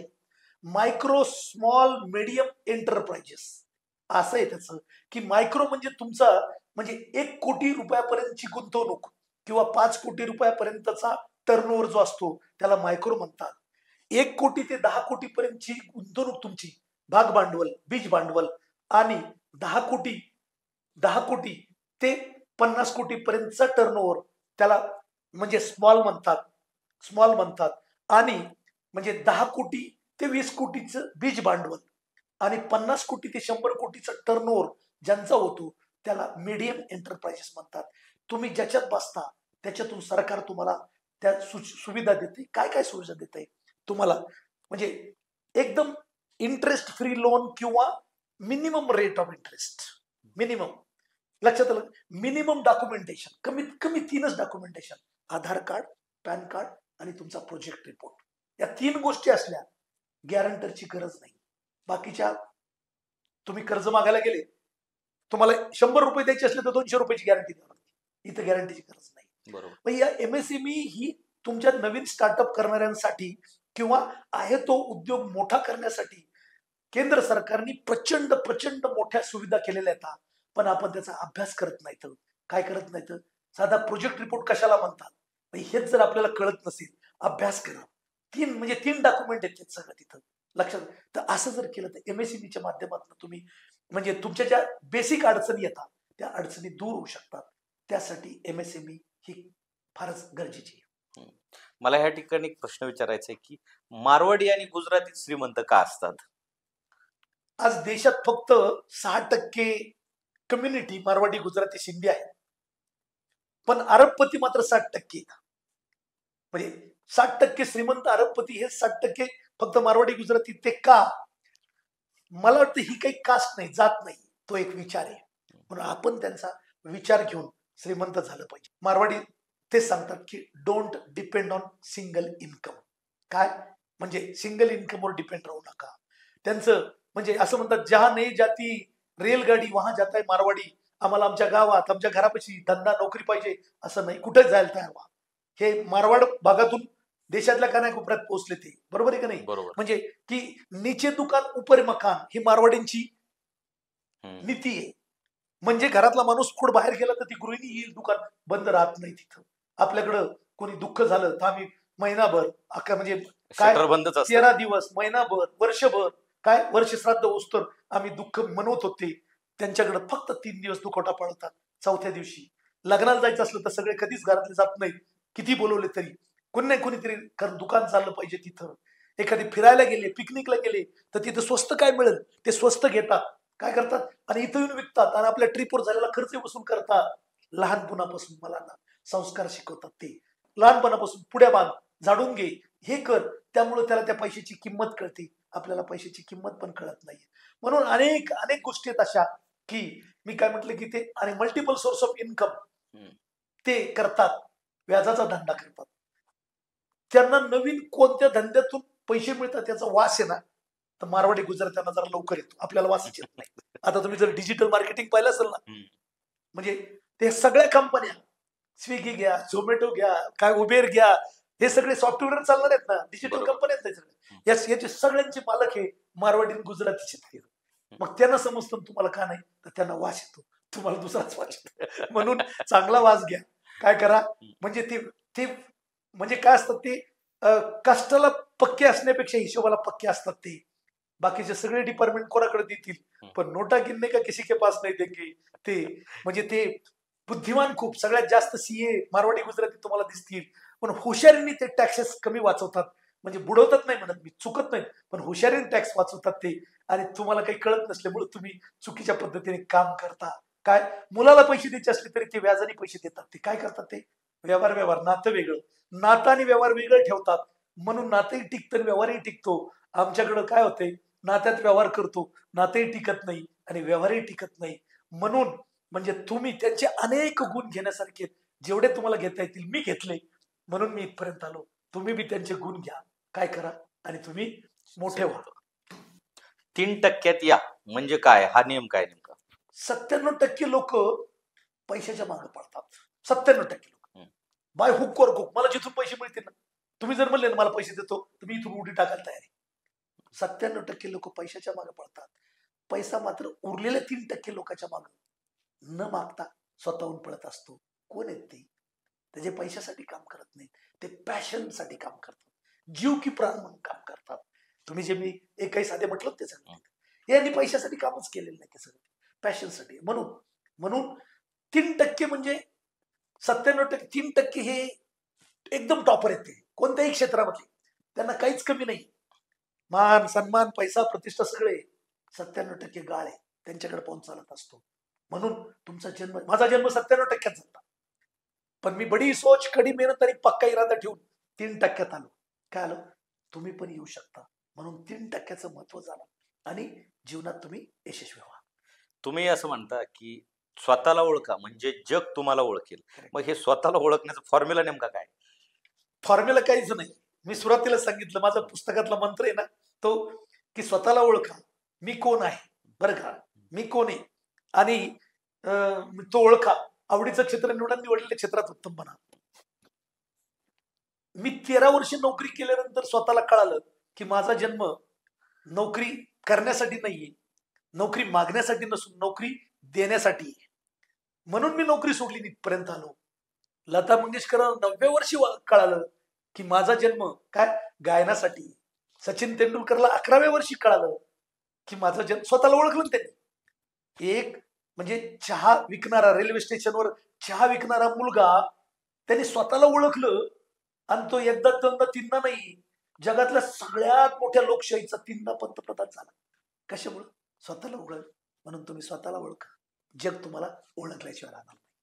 विक्री कलेचं विज्ञान नेमकं काय आहे, ह्याच्या मागचा काय सिद्धांत आहे? जगात सगळ्यात श्रीमंत माणसं जर कोणते असतील तर ते विक्री करणारे असतात. हे तुम्हाला समजलं पाहिजे. मल्टीनॅशनल कंपन्यांचे जे सीईओ असतात ना, त्यांना सगळ्यात जास्त पैसे मिळतात तिथं. आणि याचं कारण असतं की त्याच्यापैकी 80% लोकांचा बॅकग्राऊंड हा सेल्स असतो तिथं. सेल्स असतो तिथं. तुम्ही ही कंपनी इथं घेऊन जायचं, तुम्हाला इतके कोटी रुपये देऊ तिथं. सगळं सेल्स, विक्री हे कलेचं एक विज्ञान आहे. पण आपल्या मराठी माणसाला समजत नाही ते. म्हणून ते ज्याला समजलं तो माणूस मोठा होतो. कुठल्याही कंपनीची बॅलन्स शीट म्हणजे ताळेबंद जर पाहिलं तर एका बाजूला इकडे उत्पन्न असतं, इकडे खर्च असतो. तुम्हाला कळत असेल. बरोबर. खर्चात अनेक हेड असतात तिथं. काय असतं? अनेक सॅलरी, रॉ मटेरियल, काय म्हणजे डिप्रिशिएशन, अनेक अनेक हेड असतात देण्याच्या बाजूला. पण येण्याच्या बाजूला एकच हेड असतं आणि ते हेड असतं बाय सेल्स म्हणजे विक्री. तुम्ही विक्री किती करता, लक्षात आलं का? त्याच्यावरती तुमचं अवलंबून आहे तिथं सगळं. म्हणून विक्रीची ही कला आहे, ती जर तुम्ही समजून घेतली तर जीवनात यशस्वी होता. खूप मोठा सब्जेक्ट आहे, याच्यावर मी अर्धा तास पाऊण तास बोलू शकतो, पण एका वेळीत सांगतो तुम्हाला विक्री कला काय त्याचं. म्हणजे त्याचं लॉ ऑफ ऍव्हरेज, बरं का, लॉ ऑफ ऍव्हरेज आणि 1:10 हा मुद्दा लक्षात ठेवला पाहिजे. 1:10 म्हणजे मी विक्री करायला चाललोय, 10 पैकी एक माणूस मला हो म्हणणारच आहे. फक्त पहिला का दावा आहे मला माहित नाही, तोपर्यंत संयम ठेवणं गरजेचं आहे. दुसरी गोष्ट अशी की म्हणजे काय म्हटलं मी, म्हणजे 10:1 की 10 मध्ये एक.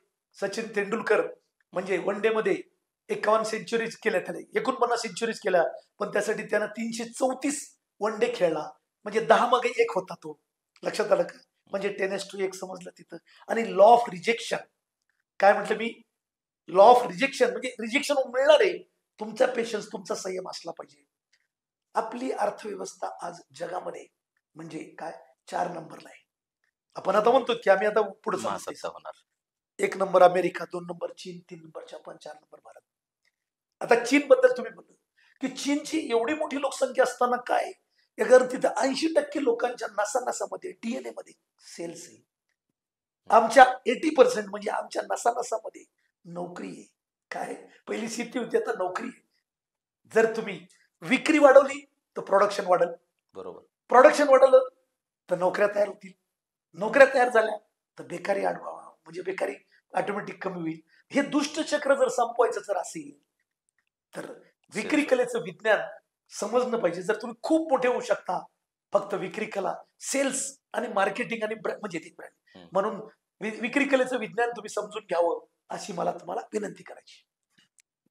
ESW फॉर्मॅट काय आहे तो? आपण काम करत असताना प्रत्येक वेळेस यश मिळेल असं नाही, प्रत्येक क्षेत्रात प्रत्येकालाच यश मिळेल असं नाहीये. त्यासाठी आपल्याकडे पर्याय असायला पाहिजे. त्याला प्लॅन ए बी सी असायला पाहिजे का नाही तिथं, म्हणजे की प्लॅन ए नाही सक्सेस झाला तर म्हणून त्यासाठी एक फॉर्म्युला आहे. त्या फॉर्म्युला आहे SW SW SW. पहिला SW म्हणजे सम विल. मी सांगतोय काही लोक ऐकतील पण काही लोक ऐकणार नाहीत.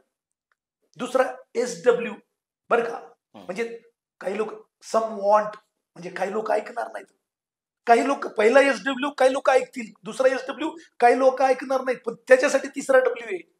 SW म्हणजे सो व्हॉट. म्हणून काय झालं, दुनिया पडलेली मला, तुम्ही नाही म्हटले म्हणून माझं थांबणार नाही, मी थांबणारच नाही, मला मिळाल्याशिवाय राहणार नाही. म्हणून हा SW चा फॉर्म्युला आहे. म्हणजे कदाचित मी बघतोय काय, म्हणजे तुम्ही म्हणताय की नो आहे काय, बरोबर, नो दिसतंय नो, पण मी मिरर मध्ये बघतोय तर मला त्याची उलटी प्रतिमा दिसती. त्याला म्हणतात ऑन. तुमच्यासाठी ते नो आहे पण माझ्यासाठी ते ऑन आहे. तुमच्यासाठी दरवाजा बंद आहे, माझ्यासाठी दरवाजा उघडा आहे. म्हणून म्हणजे एकाच प्लॅनवर डिपेंड न राहता पर्याय निर्माण करा. प्लॅन 1 2 3 प्लॅन करा आणि त्याप्रमाणे तुम्ही काम करा. यशाचा 1000 गुणिले 1000 फॉर्म्युला नेमका काय काम करतो आणि तो कसा आहे, त्याचं स्ट्रक्चर काय? कुठलाही मुलगा जन्माला आला तर त्याला 3 वर्ष हाताच्या तळहाताच्या पुढासारखं जपावं लागतं ना. तसं कुठलाही व्यवसाय हा 1000 गुणिले 1000चा फॉर्म्युला व्यवसायासाठीची, मुलांसाठी नाहीये. कारण एक सर्वे सांगतो की आज जर 100 उद्योग सुरू झाले असतील तर 1 वर्ष संपण्याच्या आतमध्ये त्यातले 50% बंद होतात, पुढच्या 2 वर्षात 50% बंद होतात, त्याच्या 2 वर्षात असं at the end of 5 years फक्त 10% जिवंत राहतात. म्हणून त्यासाठी तुम्हाला जीवनात यशस्वी होण्यासाठी 1000 गुणिले 1000चा फॉर्म्युला आहे. जर तुम्हाला मुलगा झाला, काय मूल झालं आणि त्याला जर 1000 दिवस तुम्ही जपला म्हणजे 3 वर्ष, कारण लहान मुलाला थंडी ताप काय असतं व्हायरल लवकर होतं ते. एकदा जर 3 वर्ष जगलं की ते 1000 दिवस जगलं की 1000 महिने जगतं. 1000 महिने म्हणजे 84 वर्ष. जसं मुलाला लागू नये तसा व्यवसायाला लागू नये, की तुम्ही व्यवसाय स्टार्ट केला तर तो 1000 दिवस आपल्याला चालवायचा आहे कसल्याही परिस्थितीत. नाहीतर आज चालू करून उद्या बंद करणारे भरपूर आहेत. बरोबर, तुम्ही कुणी बंद करण्यासाठी व्यवसाय चालू करत नाही, पण तुम्ही त्या दिवशी संकल्प केला पाहिजे की कसल्याही परिस्थितीत काय चाहे जो किंमत अदा करना पडे, नाही 1000 दिवसाच्या आत बंद होऊ देणार नाही. म्हणजे मग त्यासाठी काय करावं लागेल, त्या 1000चे 10 तुकडे करायचे. काय करायचे, 1000 दिवस खूप मोठे होतात पण 100 दिवस चालतील. मग क्वार्टरली 100 दिवसाचे 10 भाग करा. 100 दिवस विसरून जा, 900 दिवस. 100 दिवसात मला माझा व्यवसाय करायचा आहे, पुढच्या 100 दिवस त्याच्यापेक्षा जास्त करायचा आहे. असे जर तुम्ही 1000 दिवस जर व्यवसाय चांगला केला ना तर 1000 महिने म्हणजे 84 वर्षच काय 100 वर्षे तुम्ही बिझनेस मध्ये यशस्वी होऊ शकता. म्हणून 1000 गुणिले 1000चा फॉर्म्युला समजून घ्या. 80-20चा फॉर्म्युला काय? की जगात 80% गरीब लोक आहेत तर 20% श्रीमंत आहेत. किती श्रीमंत आणि किती गरीब, तर 80% प्रॉपर्टी 20% लोकांकडे आणि 20% प्रॉपर्टी 80% लोकांकडे. आणि हा सृष्टीचा नियम आहे. मी सांगितलं तसं हे जर सारखं केलं तर 5 वर्षांनी परत असं होणार आहे. म्हणजे तुम्ही जर पाहिलं तर म्हणजे की 80% गुन्हे हे फक्त 20% म्हणजे गुन्हेगार करतात. 80% पुस्तकं 20% वाचनाय करतात. 80% विक्री 20% ग्राहकच करतात. 20% चांगल्या सवयी तुमचं 80% करिअर करतात. तिथं लक्षात आलं का? त्यामुळे ह्या 20-80चा फॉर्म्युला निसर्गात आहे. त्यामुळं आपण स्वतःला म्हणजे मी काय म्हटलं की आपला जन्म 80% जरी झाला असला तर मला त्या 20% जायचंय. काय बरोबर. 20% जायचंय, एकही साधे सबसदे हे करायचंय. म्हणून अशा पद्धतीने काम केलं तर आपण जीवनात यशस्वी होऊ शकतो. 40+ फॉर्म्युला काय? आपल्या देशामध्ये म्हणजे की सरकारी नोकर आठवड्याला 40 तास काम करतात आणि ते पोट भरण्यासाठी पुरेसं असतं. पोट भरतं त्याने तिथं. पण ज्याला जास्त पैसे पाहिजे, ज्याला जास्त मानसन्मान पाहिजे, मोठं व्हायचंय, तर तुम्हाला जास्तीचं काम करावं लागेल. म्हणजे तुम्ही जर उद्योजक असता तर तुम्हाला साधारण 70-75 तास आठवड्याला काम करावं लागेल तिथं. तुम्ही जर अरबपती असता काय तर त्याच्यापेक्षा जास्त करावं लागेल तिथं. बरोबर. ॲलन मस्क म्हणजे वर्षाला म्हणजे काय आठवड्याला 100 तास काम करतो. ॲलन मस्क इतका मोठा माणूस. जेवढा मोठा माणूस तेवढं जास्त काम करतो तिथं. आपले नरेंद्र मोदी घ्या, आपले एकनाथ शिंदे साहेब तुम्ही पाहिलं असेल किती तास झोपतात ते. म्हणजे ते आठवड्याला 125 किंवा प्लस तास काम करतात, म्हणून ते एवढे मोठे होतात. तुम्हाला जर मोठं व्हायचं असेल तर त्या 40+ वर म्हणजे 40 वरती अडकून नका थांबू. जास्त मी आतापर्यंत ऍव्हरेज 15-17 तास काम करत आलोय, म्हणून मी इथपर्यंत आलोय. म्हणजे मी 15-17 तास डेली काय बरोबर. म्हणजे 15-17 पाचोदर्श महिन्याला म्हणजे आठवड्याला 105 तास काम करत आलो, म्हणून मी इथपर्यंत आलो. क्या बात. तुम्ही 40 तास काम केलं तुम्हाला तेवढंच मिळेल. म्हणून मानसिकता तयार करा 40+ ची. काय तंदुरुस्त राहा, काम करा आणि जीवनात यशस्वी व्हा. यशासाठी संयम किंवा पेशन्स म्हणजे काय आणि कसा पेशन्स ठेवला पाहिजे? असं म्हणतात Rome was not built in a day किंवा पी हळद हो गोरी, असं कधी होत नसतं. काय म्हणजे एखादं जर झाड लावायचं असलं समजा त्याला तो वेळ द्यावा लागतो. तुम्ही संयम ठेवावा लागतं तिथं. संयम ठेवला नाही तर यश मिळत नाही. आणि म्हणून म्हणजे संयमाने वागल्यावर काय होतं, अपयश जरी आलं, अपयश येणारच आहे. काय म्हटलं मी त्याच्याबद्दल तर मी एवढं सांगू शकेल तिथं की तुम्ही 1000 चुका करा, 1000 अपयश येऊ द्या, पण यशाचा नियम असा सांगतो की तुम्ही एक चूक जी झाली, तुम्हाला सांगितलं की भाऊ या रस्त्याने गेलं की ठेस लागते, त्या रस्त्याने जाऊ नको. काय दुसऱ्या रस्त्याने जा. तुम्ही चुका दुसऱ्यात परत परत करा, 1000 चुका करा, ती चूक परत करू नका. दुर्दैव आपले की आपण त्याच चुका परत परत करतो. काय करतोय म्हणजे हीच आपली गोडचूक असते, म्हणून ती गोडचूक करू नका. संयमाने जर वागलं तिथं म्हणजे पेशन्स जर ठेवले तिथं म्हणजे किती संयम किती पेशन्स ठेवा. या विजेचा शोध म्हणजे ज्यांनी लावला, कुणी लावला? एडिसन.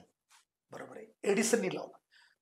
999 वेळा तो फेल झाला आणि 1000व्या वेळी त्याला यश मिळालं. तिथं पत्रकारांनी विचारलं की तुम्ही जर स्वतःला इतके हुशार समजता मग 999 वेळा फेल का झाले? तेव्हा त्याने सांगितलं मी फेल नाही झालो. ऍटिट्यूड बघा, मी हे सिद्ध केलं की 999 मार्गाने गेल्यानंतर लाईट लागतच नाही. लक्षात आलं का? म्हणजे पॉझिटिव्ह पॉझिटिव्ह ऍटिट्यूड आणि संयम पेशन्स. काय म्हटलं मी प्रचंड पेशन्स आणि पेशन्स लागतात, त्या संयम लागतात.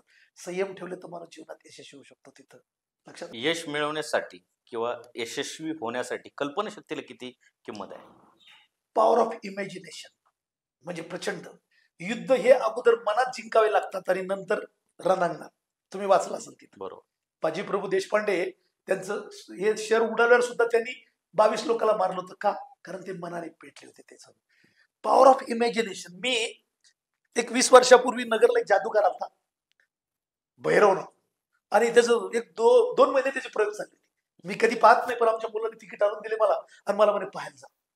गेलो, पडदा खोलला, तो जादूगार भैरव 6.5 फूट उंच, केस मागं सोडलेले, ते असा तो टाकत आला आणि पहिला डायलॉग म्हटला. तो काय म्हटला तिथं की हा मैं मुसलमान हूं लेकिन गर्व से कहता हूं कि मैं हिंदुस्तानी मुसलमान. पॉवर ऑफ इमॅजिनेशन म्हणजे की पहिली एंट्री, पहिलं यश. इंजिनियर असतात तिथं. इंजिनियर याला पॉवर ऑफ इमॅजिनेशन खूप लागतं, कल्पनाशक्ती. तुम्ही 10 वर्षानंतर काय होणार आहे तुम्हाला आता कळलं पाहिजे. तिथं तुम्ही घर बांधायला घेतलं, इंजिनियर घर बांधल्यावर इथं दरवाजा पडा असं नाही करतो, इथं खिडकी ठेवा असं नाही करतो.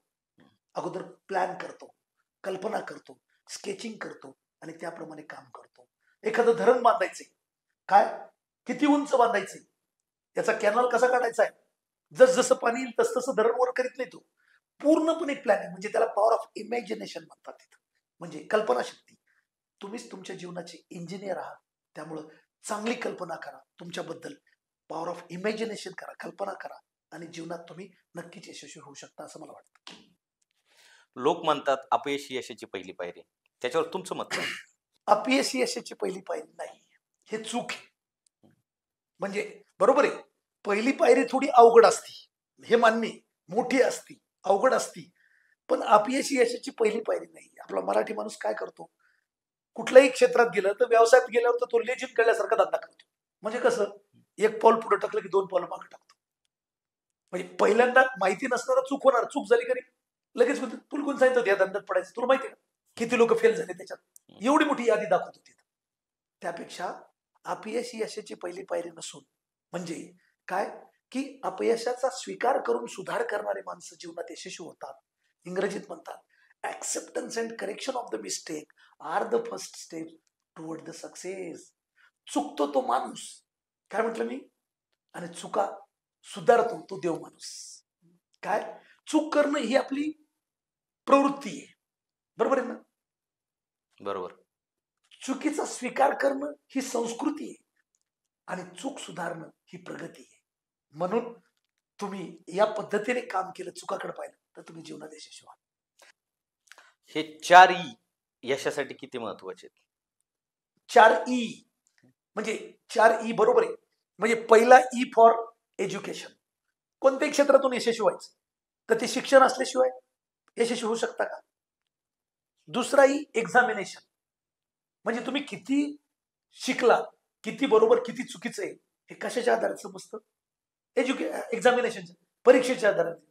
बरं तुम्ही एज्युकेशन घेतलं पहिलाही, दुसराही एक्झामिनेशन केलं, पास झाला म्हणून तुम्ही सक्सेस होताल का, नाहीये. त्यासाठी लागतो तिसराही म्हणजे एक्सपिरियन्स. काय लागतो, तुम्ही डॉक्टर झालात, MS झालात आणि दुसऱ्या दिवशी ऑपरेशन करायला माणसं मरतील, बरोबर आहे का नाही. बरोबर आहे. तुम्हाला इंटर्नशिप करावं लागेल. आणि हे बरोबर. करत असताना चौथा ई असतो, त्याला म्हणतात इथिक्स. काय म्हणतात त्याला, इथिकल बिझनेस करा. नीती नियमाने सिद्धांत. तुम्ही डॉक्टर झाले, MD झाले, MBBS झाले आणि बोर्ड लावला, येथे गर्भनिदान लिंग करण्यात चेकिंग करण्यात येईल, हा.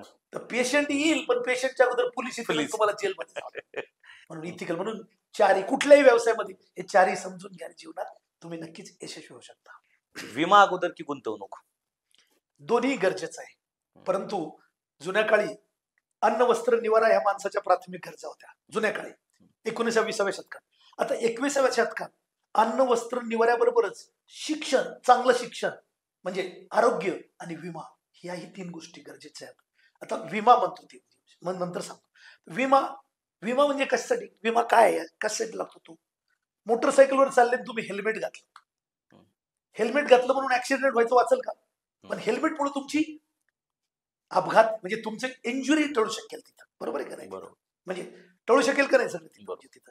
तुम्ही घराला कंपाऊंड वॉल बांधता सुरक्षेसाठी, पाऊस येईल म्हणून तुम्ही छत्री घेऊन गेला, त्याने पाऊस यायचं थांबणार आहे का, नाही. पण तुमचं संरक्षण त्या पावसापासून होऊ शकेल का नाही, होऊ शकेल की नाही तिथं, बरोबर. बरोबर. म्हणजे हा विमा हा संरक्षणासाठी असतो आणि आताच्या काळात त्याची प्रचंड गरज आहे. म्हणजे विमा म्हणजे फक्त इतके पैसे भरा इतके नाही. मी विमा व्यवसाय केला पण तो टर्म इन्शुरन्स, म्हणून तुम्ही टर्म इन्शुरन्स घ्या. तुम्ही जर नवीन नवीन करिअर स्टार्ट करत असाल तर मी तर म्हणून पहिला विमा घ्या. का, कारण तुमच्यावरती एक तर पहिली गोष्ट तुम्हाला कमी प्रीमियम बसेल. टर्म इन्शुरन्स घ्या, ऑनलाईन घ्या, कमी प्रीमियम मध्ये खूप मोठं तुम्हाला तुमचं कव्हरेज मिळेल. नंबर 2, तुम्ही कुटुंबावरती डिपेंड, म्हणजे तुमच्यावर कुटुंब डिपेंड आहे म्हणून ते गरजेचं आहे तिथं. त्याचबरोबर आता तुम्ही कोरोनात बघितलं, जर हेल्थ इन्शुरन्स किती गरजेचा आहे. जर ज्यांचा इन्शुरन्स नव्हता ते फारच एकदम सत्यानाश झाला त्यांचा, सगळी पुंजी जन्मभर बघवले सगळे पैसे वाया गेले. म्हणून विमा हा गरजेचा आहे चालू काळामध्ये तिथं. आणि त्यानंतर मग तुम्ही गुंतवणूक करायला शिकलं पाहिजे. गुंतवणूक करण्यासाठी फायनान्शियल मॅनेजमेंट किंवा माझे युट्यूबवरती माझे बरेच व्हिडिओ आहेत ना तिथं, त्याच्यातून तुम्ही गुंतवणूक कशी करावी, कुठं करावी त्याच्याबद्दल मी सांगितलेलं आहे. तुम्ही म्हणता बुकेऐवजी बुक द्या, का बरं? जुन्या काळी मी लहान होतो तेव्हा, किंवा तुम्हाला नसेल कळत, आम्ही लहान होतो तेव्हा आमच्या लग्नामध्ये आहेर करायचे ते रुपया. 1 रुपया आहेर केला की म्हणायचो मी राम राम, पण 5 रुपये केले की उभा राहून मोठ्याने राम राम करायचो. हे पैसे त्या जो वधू किंवा वर पिता आहे त्याच्या फायद्याला यायचे. आता काय झालं तिथे, आता त्या सुरतच्या साड्या 60-70 रुपयाला साडी येते आणि त्या साड्या गरज नसते साड्या फिरत राहतात इकडून तिकडे, ती कुणीच वापरत नाही ती साडी, यूज नाही काही. किंवा टोप्या घालतात किंवा फेटे घालतात. लग्न झालं की ते फेटे सगळे फेकून दिले जातात. सांगायचा मुद्दा असा होता की आमच्या सुवर्ण भोज या रेस्टॉरंटचं मोठं उद्घाटन 700-800 लोक आलते. त्याच्यापैकी जवळजवळ मला वाटतं 100-150 लोकांनी बुके आणले. 50 रुपयापासून, 50 नाही 100 रुपयापासून 2000 रुपयाचं बुके. 150 बुके आले. संध्याकाळी काय करायचं, घरात लावून ठेवले, फोटो काढला, त्याच्याबरोबर उभा राहून सगळ्यांनी. दुसऱ्या दिवशी झाडून घ्यावं लागतं, फेकून द्यावं लागतं.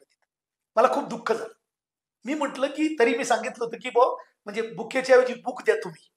पण आले 10-12 बुके आले, बुक आले, पुस्तक आले. जर या 150 बुके ऐवजी जर बुक दिले असते तर एका गावामध्ये एक वाचनालय उभं राहू शकलं असतं. काय बरोबर. हे तर म्हणजे 60-70 हजार रुपये पाण्यात गेले का नाही तिथं. म्हणजे म्हणून यापुढं म्हणजे प्रत्येकानेच की कमीत कमी बुके, यासाठी बुकेऐवजी बुक द्या. बुके दिलं, प्रेमाची किंमत पैशात करता येत नाही. बरोबर आहे का नाही. परंतु ज्या लागणाऱ्या वस्तू, ज्याची गरज त्यांना मिळू शकेल, लागू शकेल, आणि पुस्तकाची किंमत तर म्हणजे करताच येत नाही, म्हणून बुकेऐवजी बुक द्या. ही इमोशनल ड्रीम जी म्हणतात ती नेमकी काय कॉन्सेप्ट आहे? आपण करिअर करत असताना वेगवेगळे ड्रीम्स असतात. म्हणजे फायनान्शियल ड्रीम, म्हणजे मला करोडपती व्हायचंय, बरं का. एज्युकेशन ड्रीम, मला शिक्षण तज्ज्ञ व्हायचंय. हेल्थ ड्रीम, मला पैलवान व्हायचंय.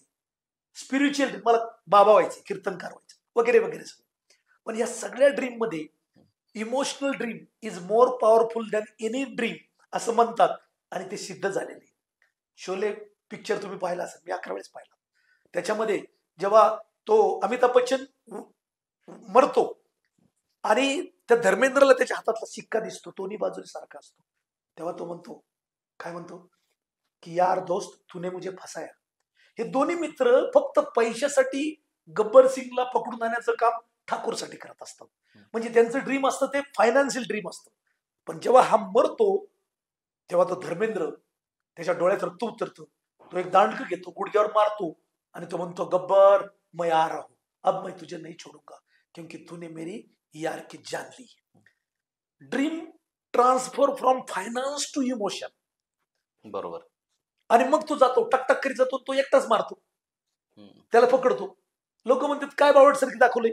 सुरुवातीला ठाकूर, गाववाले, बसंती, विरू, जय सगळे मिळून त्याला पकडू शकत नाही, आणि नंतर एकटा कसा पकडतो, पकडू शकतो, कारण अगोदर हे फायनान्शियल ड्रीम होतं आणि नंतर इमोशनल ड्रीम. तुम्ही एखाद्या घरात आग लागलेली आहे आणि त्या घरात एक मुलगा कोणीतरी म्हणतोय मला वाचवा वाचवा, आणि तुम्हाला कोण हो साहेब तुम्ही तरुण आहेत, जर जा बरं त्या मुलाला वाचवा. आग लागलाय, दरवाज्यात आग आहे, तुम्ही जाताल का? नाही. तुमचा जीव वाचत आलो. पण थोड्या वेळाने तो म्हणतो की बाबा मला वाचवा, आणि तुम्हाला लक्षात आलं की तो बाबा दुसऱ्या तिसऱ्याचा नसून माझाच मुलगा आहे तो. असं जेव्हा तुम्हाला कळतं तेव्हा जाऊ नको म्हटलं तरी तुम्ही उडी टाकून जाऊन त्या मुलाला वाचणार का नाही? का वाचणार? Emotional dream. मी लहान होतो, माझे आजोबा माझ्यासाठी इमोशन होते की ते म्हणले भाऊ तू मोठा झाला पाहिजे, साहेब झाला पाहिजे, आपल्या दारात जिपडा आणलं पाहिजे. तिथं मी माझ्यासाठी नाही, मी त्यांच्यासाठी जगलो, त्यांच्यासाठी साहेब झालो, आणि मग लाख रुपयाच्या जीपच्या ऐवजी 5 लाख रुपयाची कार दारात उभं केली. ते कशामुळं? तर त्या इमोशन्समुळं. तुम्ही मला मोठं व्हायचंय, मला बाजीराव व्हायचंय, तुमच्यासाठी तुम्हाला जास्त यश मिळणार नाही. पण तुम्ही म्हटलं की मला माझ्या आईसाठी करायचंय, भावासाठी करायचंय, माझ्या समाजासाठी करायचंय, कोणासाठी तरी करायचंय, तर तुम्हाला निश्चित जास्त यश मिळेल. म्हणून emotional dream is more powerful than any dream.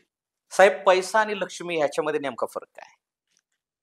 नीती नियम आणि सिद्धांताने जो कमवता, बरं का, ती लक्ष्मी असते, आणि अनीतीने कमवता तो पैसा असतो. अनीतीने कमवलेला पैसा म्हणजे तुम्हाला पचत नाही. ते कुणाची तरी वाईट करून तुम्ही जर पैसा कमवला तर त्यांची बद्दुआ तुम्हाला लागल्याशिवाय राहत नाही. आणि मी कर्माबद्दल बोललो ना, तर तुम्हाला पचणार नाही. म्हणून आज नाही तो कल नाही तो परसो, कधीतरी आपल्याला यश मिळणार आहे. त्यासाठी नीती नियम आणि सिद्धांताने काम करा. काय करा? काम करा, आणि जे मिळवाल ती तुमची लक्ष्मी असेल, आणि ती लक्ष्मी बरोबर ती तुम्हाला फक्त दुआ सुद्धा देणार आहे, आशीर्वाद सुद्धा देणार आहे, आणि त्यामधनं तुमचं कुटुंब सगळेच तुम्ही आनंदी राहताल. म्हणून पैसा कमवण्याच्या ऐवजी लक्ष्मी कमवा आणि आनंदी राहा. साहेब, देवाकडे काय मागितलं पाहिजे? जे माणसं स्पिरिच्युअल आहेत ना, हम्म. ज्यांचा देव धर्मावर विश्वास आहे ना, हम्म. त्यांनी देवाकडे मागितलं पाहिजे. मी 5वीत होतो तेव्हा माझे एकदा आमचं ग्रामदैवत महादेवाचं आहे, पाया पडून आलो तेव्हा माझ्या आजीने मला विचारलं, देवाला तू काय मागितलं? मी म्हटलं देवा मला पास कर. तेव्हा आजी हसली. ते म्हणले तुझं काही चुकीचं नाही, पण भाऊ आज तू म्हणतो पास कर, उद्याच्याला म्हणशील की भाऊ मला नोकरी दे, मग छोकरी दे, मग पोरं दे, बाळ दे, धंदा दे, गाडी घोडा दे. तुला एक सांगू का म्हणे, देव काही धन दौलतीचा व्यापार करत नाही. तुझा जर देवावर विश्वासच असेल ना की देव देऊ शकतो, तर देवाला तू फक्त सद्बुद्धी माग. काय माग? सद्बुद्धी माग. हो, तुला सद्बुद्धी मागायच्या अगोदर तू देवाला म्हणावं माझ्या सराउंडिंग मध्ये माझ्या आजूबाजूला जे लोक आहेत त्यांना अगोदर सद्बुद्धी माग, नाही तर त्यांना दुर्बुद्धी मला सद्बुद्धी ते जगू देणार नाही. म्हणून त्यांना सद्बुद्धी माग. संतांनी तुकाराम महाराजांनी सांगितलं तसं. माझी आजी हाडाने आजी, पण तिने माझ्या जीवनातला पहिला मंत्र 5वीत असताना शिकवलं. म्हणून देवाकडे तुम्ही सद्बुद्धी मागा. योग्य निर्णय कसा घ्यायचा? खरं सांगा की निर्णय घेणं फार गरजेचं असतं. 90% लोक मी फेल होईल म्हणून निर्णयच घेत नाही. नको बा मी फेल होईल. पण निर्णय तर घ्यावाच लागतात ना आपल्याला. दिवसभर आणि दिवसातून अनेक वेळा. माझे सासरे सन्मानित जाधव साहेब, त्यांनी मला आयुष्यात पहिल्यांदा निर्णय कसा घ्यायचा शिकवलं. काय झालं, त्यांना एकुलता एक मुलगा, त्याला मुलगी बघायला गेलो आम्ही इथं पुण्याला, बरं का. आणि तिथून आलं मला कसं काय मुलगी, मी म्हटलं चांगली करायची का, म्हणलं तुम्ही बघा. म्हणलं मला काय कळतंय तिथं, कारण मी तर काही मुलगी पाहिलीच नाही. आमच्या वडिलांनीच पाहून ते ओके तो भाग वेगळा आहे. निर्णय कसा घ्यावा त्यांनी सांगितलं की कुठल्याही गोष्टी निर्णय घेता वेळेस तुम्हाला त्याची उंची आणि खोली मोजता आली पाहिजे. म्हणजे समजा तुम्ही एक मुलगी बघायला गेली किंवा मुलगा बघायला गेले, तर तेव्हा मनातली मनात तुम्ही 5 प्रश्न निर्माण करायचे. 20 मार्काला एक प्रश्न, 20-25 100 प्रश्न, आणि 35% पासिंग नाही म्हणायचं, 51% पासिंग. किती? 51%. तुम्हीच प्रश्न निर्माण करायचे, तुम्हीच उत्तर द्यायचे. सकारात्मक म्हणजे पॉझिटिव्ह उत्तर जर 51 मार्क पडले तर गो आहे. जर 49 पडले बिलकुल जायचं नाही पुढे.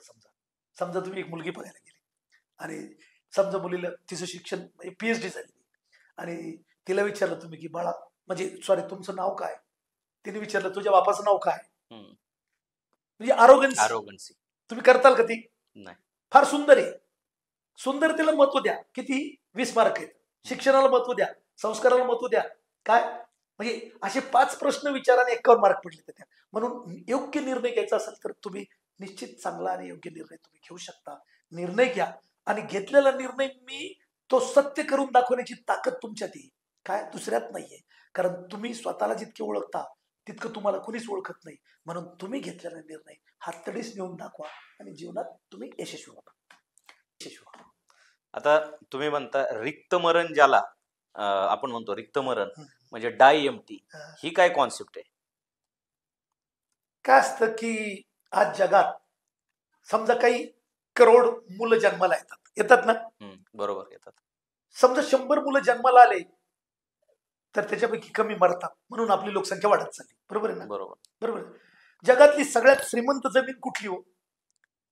म्हणजे नगरची आहे, पुण्याची आहे, मुंबईची आहे, लंडनची आहे का म्हणजे अमेरिकेतली आहे? अमेरिकेतली. विचारवंत काही हुशार माणसं म्हणतात नाही त्याच्यापेक्षा त्या म्हणजे अरब देशातली जिथं ऑइल माइन्स येतात, पेट्रोलियमच्या खाणी येतात, ती जमीन त्याच्यापेक्षा श्रीमंत आहे. बरोबर. एक जण म्हणला नाही त्याच्यापेक्षा साऊथ आफ्रिकेमध्ये डायमंड माइन्स येतात, हिऱ्यांच्या माइन्स, ती त्याच्यापेक्षा श्रीमंत आहे. बरोबर आहे का नाही? बरोबर. पण एक डाय एम्प्टी नावाचं एक पुस्तक आहे, खूप बेस्ट सेलर आहे, तुम्ही नक्की वाचा. त्याचा लेखक आहे टॉड हेनरी. ते म्हणतो त्याच्याही पेक्षा जगात एक श्रीमंत जागा आहे आणि ती म्हणजे 3/7. म्हणजे कोणती? दफनभूमी, अमरधाम, जिथं माणसाला जाळतात किंवा पुरतात, ती जागा.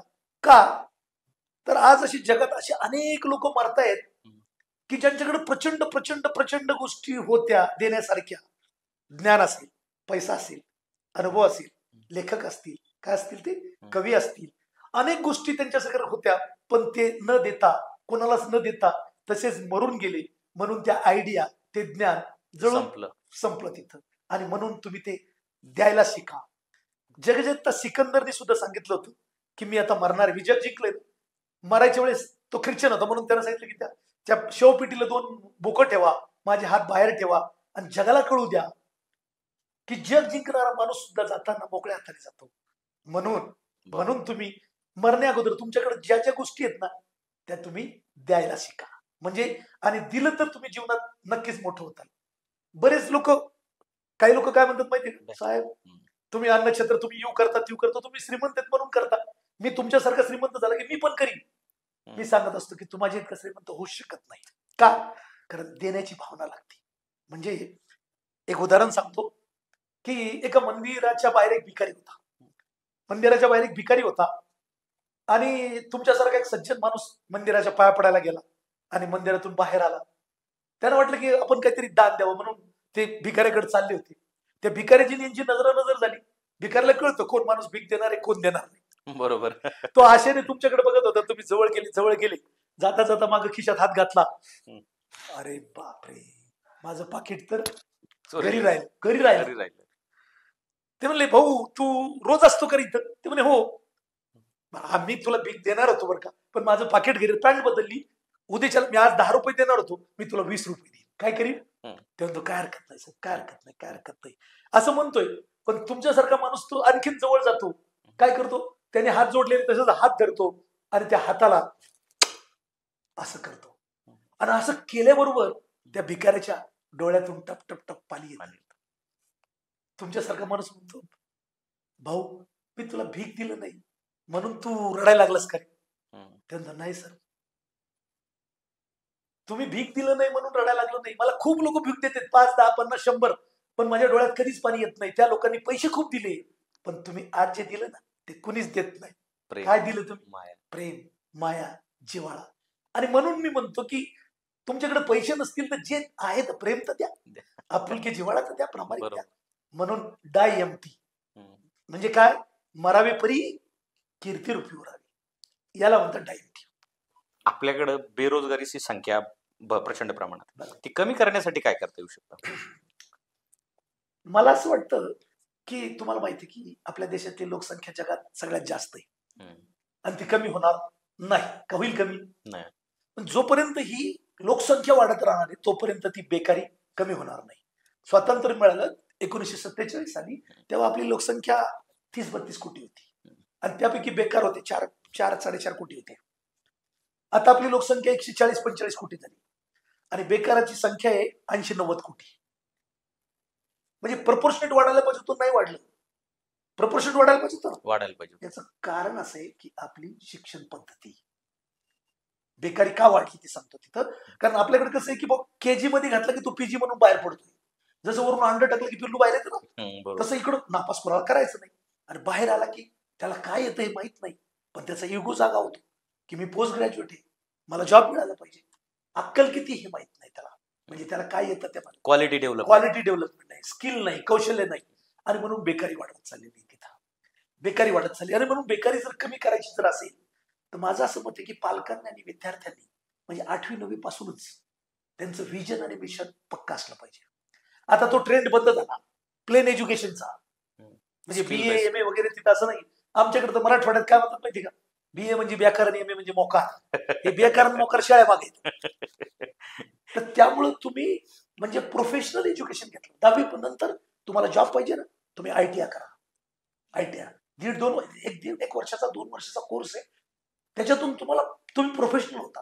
अहो आज बेकारी का वाढलेली की चांगला, मी म्हणतो की मला एक निर्वसनी ड्रायव्हर मिळत नाही, प्लंबर मिळत नाही, साधा प्लंबर. खूप पैसे मिळतात, प्रचंड पैसे मिळतात ते, पण आपल्याला एक तर लाज वाटते, आपल्याला ते काम करायची लाज वाटते तिथं. आणि म्हणून बिहारचे UPचे लोक मुंबईत येतात, रोज 5 कोटी लोक घेऊन जातात. बरोबर. आणि त्याचं कारण त्यांना लाज वाटत नाही. आपल्याला लाज सोडून दिली पाहिजे. नंबर 1 लाज सोडून दिली पाहिजे. तिथं कोणतंही काम तुम्ही शिका, कौशल्य प्राप्त करा, तुम्हाला खूप पैसे मिळतील तिथं. 12वी नंतरही तुम्ही म्हणजे प्रोफेशनल कोर्सेस घेतले पाहिजे, ते केले पाहिजे, तर तुमची बेकारी नक्की कमी होईल. आणि तुम्ही फक्त एज्युकेशन न करता 9वी-10वी पासूनच साईड बाय साईड म्हणजे पार्ट टाइम जॉब केला पाहिजे. आपल्या मराठी माणसांचे काय नाही त्याला काम नका सांगू, तो अभ्यास करू दे तिथं. तो एकदम चुकीचं आहे. इतकं काही 24 तास लागत नाही अभ्यास करायला तिथं. जर करायचं असेल तर तो पण तिथं त्याला थोडा जॉब करू द्या, पैशाची किंमत कळू द्या, त्याला कामाची लाज वाटणार नाही, मग तो माणूस जीवनात यशस्वी होईल. बेकारी नक्कीच कमी होईल असं मला वाटतं तिथं. साहेब, मी पुस्तकात वाचले की अनएम्प्लॉयमेंटपेक्षा अंडर एम्प्लॉयमेंटचा प्रश्न मोठा आहे. तर त्याच्याबद्दल तुम्हाला काय म्हणायचं नेमकं? खरं सांगा का आता मी आता अगोदर जे सांगत होतो ना एज्युकेशन बद्दल तिथं तिथं म्हणजे की अंडर एम्प्लॉयमेंट म्हणजे काय की तुमच्या डिग्री प्रमाणे तुमच्या क्वालिफिकेशन प्रमाणे तुम्हाला जॉब मिळत नाही. जॉब मिळत नाही. लक्षात आलं का? म्हणजे इथं मी गव्हर्नमेंट पॉलिटेक्निक कॉलेजची एमओयू केलेलं आहे तिथं. तुम्ही इंजिनियर झाले, एमबीए झाले, तरीही तुम्हाला 10-12 हजार रुपयाचा पगार मिळत नाही. जर तुमच्याकडे विशेष स्किल नसेल तर. विशेष स्किल नसेल. आणि म्हणून अंडर एम्प्लॉयमेंट म्हणजे काय सांगतो तुम्हाला. एक एमबीए झालेला किंवा इंजिनियर झालेला मुलगा नोकरीला लागतो. त्याला 10-12 हजार रुपयावर काम करावं लागतं. 10-12 हजार रुपये तो काही कार मेंटेन करू शकत नाही. बरोबर. करू शकतो नाही. नाही ना. मग त्यांनी सेकंड हँड एक मोटरसायकल घेतली हम्म. आणि ती चालवत होतो. ती बंद पडली. मग रस्त्याने एका झाडाखाली एक फिटर होता. त्याला हे फिटर इकडे आपली गाडी दुरुस्त करायची. करतो साहेब म्हणे करतो. किती वेळ लागेल? फोन करतो म्हणे. त्याने 1 तासात गाडी दुरुस्त केली. साहेबांना फोन केला. इंजिनियर साहेब तुमची गाडी दुरुस्त झाली. इंजिनियर साहेब आले, चालू करून पाहिले, चालू झाली. किती पैसे झाले? म्हणे 1,000 रुपये. काय म्हटलं? 1 तासाचे 1,000 रुपये? चला तू फडतूस फिटर असून 1 तासाचे 1,000 रुपये? मी साला इंजिनियर असून मला 10,000 रुपये पगार आहे. महिना. अरे तू महिना आणि तू फडतूस फिटर असून 1 तासाचे 1,000 रुपये मागतो. ते म्हणतो सर तुम्ही म्हणता ते बरोबर आहे, पण मी जेव्हा इंजिनियर होतो ना तेव्हा मलाही 10,000 इंजिनियरला 10,000 रुपये पगार. आमच्या हॉटेलच्या समोर जो सिक्युरिटी आहे ना काठी घेऊन उभा होतो 7वी पासून त्याला 15,000 रुपये पगार आहे. खरं. 7वी पासवाल्याला 15,000 रुपये पगार आणि इंजिनियरला म्हणजे याला 10,000 रुपये. हे अंडर एम्प्लॉयमेंट आहे. आणि ती जर दूर करायची असेल तिथं तर तुम्हाला स्किल म्हणजे कौशल्य. फिटर मध्ये कौशल्य जास्त आहे पण इंजिनियर मध्ये नाही. बरोबर. फिटर गाडी दुरुस्त करू शकतो चांगली पण इंजिनियर नाही. कारण त्याच्याकडे फक्त डिग्री थेअरी आहे त्याच्याकडे. करेक्ट. प्रॅक्टिकल.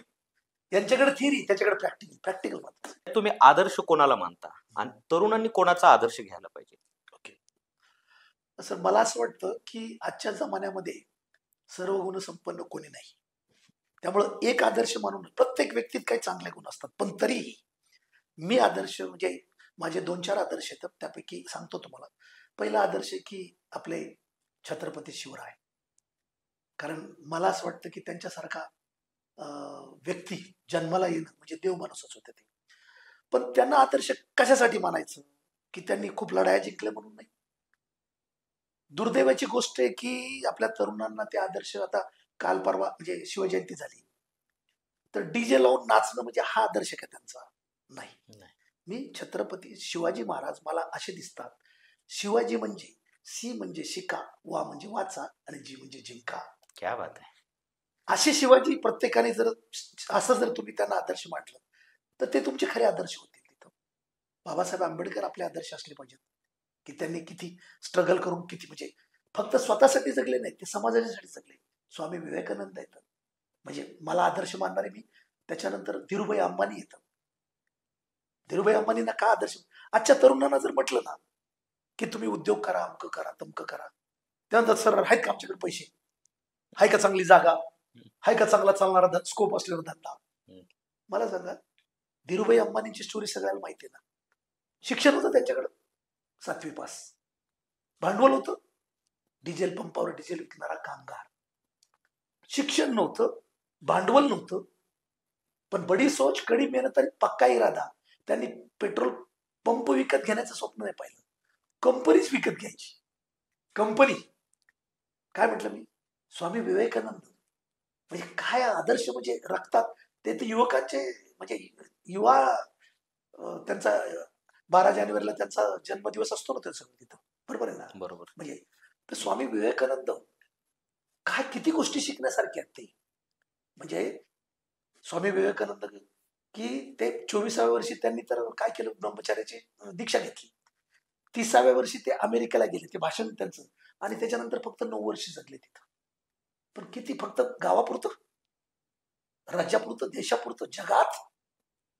याचं कारण असं की स्वामी विवेकानंद म्हणजे मी त्यांना आदर्श मानण्याचं कारण असं आहे की तिथं की त्यांचं विजन जे होतं ते एकदा चालले होते आणि एक मूर्तिकार मूर्ती घडत होता आणि त्यांनी विचारलं की काय करतो. तर म्हणे मी मूर्ती घडवतो. म्हणे कशाची. म्हणे आमच्या राजाची. कसा आहे राजा तुझ्याकडे काही फोटो आहे का. ते म्हटलं नाही. मग तू कसं काय मूर्ती काढू? हम्म. ते म्हणजे राजाची मूर्तीचा फोटो माझ्याकडे नाही, कारण राजाची प्रतिमा माझ्या आंतरपटलावरती, क्या बात आहे. मला त्या फोटोची गरज गरज नाही. नाही. आणि काही मिनिटात त्यांनी सुंदर, तेव्हा स्वामी विवेकानंद म्हणतात काय, युवकांनो, म्हणजे की उठा, चालायला लागा, आणि जोपर्यंत तुमची मंजिल, तुमचं ध्येय तुम्हाला मिळणार नाही तोपर्यंत तुम्ही थांबू नका. म्हणजे त्यासाठी असं म्हणतात की मंजिल को तू मत भूल, कदम मिलाकर चल, सफलता तेरे चरण चुमेगी, आज नाही तो कल, आज नाही तो कल. हे स्वामी विवेकानंदांनी दिशा दाखवलेली आहे आपल्याला. काय म्हणजे, तर त्यांचा आदर्श नको का? महात्मा गांधींनी सांगितले की behind every success there is a 99% is the labour and 1% is luck. कुठल्याही यशाच्या पाठीमागे 99% कष्ट असतात हो, 1% नसीब. पण आपण मराठी माणसं मात्र याच्या उलट करतो का? महात्मा गांधी गुजराती होती ती, आम्ही त्याच्या उलट काय करतो, 1% कष्ट आणि 99% लक. नशीब. दे रे हरी पलंगावर. पलंगावर. असं नसतं तिथं. म्हणून आदर्श लागतात ते, म्हणजे असे अनेक आदर्श. तर आता आपण शेवटचा प्रश्न घेऊयात की तरुण उद्योजकांना त्यांचा स्टार्टअप करण्यासंदर्भात तुम्ही काय सल्ला द्या, त्यांना काय मार्गदर्शन कराल? मी सर्व तरुणांना म्हणजे असं नम्र निवेदन करतो, विनंती करतो की तुम्ही खूपच पुण्यवान आणि भाग्यवान आहात. म्हणून परमेश्वराने तुम्हाला माणसाचा जन्म दिलाय, तुम्हाला बुद्धी आणि वाचा जास्त दिलेली आहे. आता तुम्हाला फक्त एक करायचंय. काय करायचंय? मी सांगितलं सर, बडी सोच, कडी मेहनत आणि पक्का इरादा. एक मोठा गोल सेट करा, छोटा नका करू. कारण असं म्हणतात, not failure but low aim is a crime. Fail होणं गुन्हा नाही, पण छोटं उद्दिष्ट ठेवणं मात्र हा गुन्हा आहे. आणि म्हणून मोठं उद्दिष्ट ठेवा, बरोबर.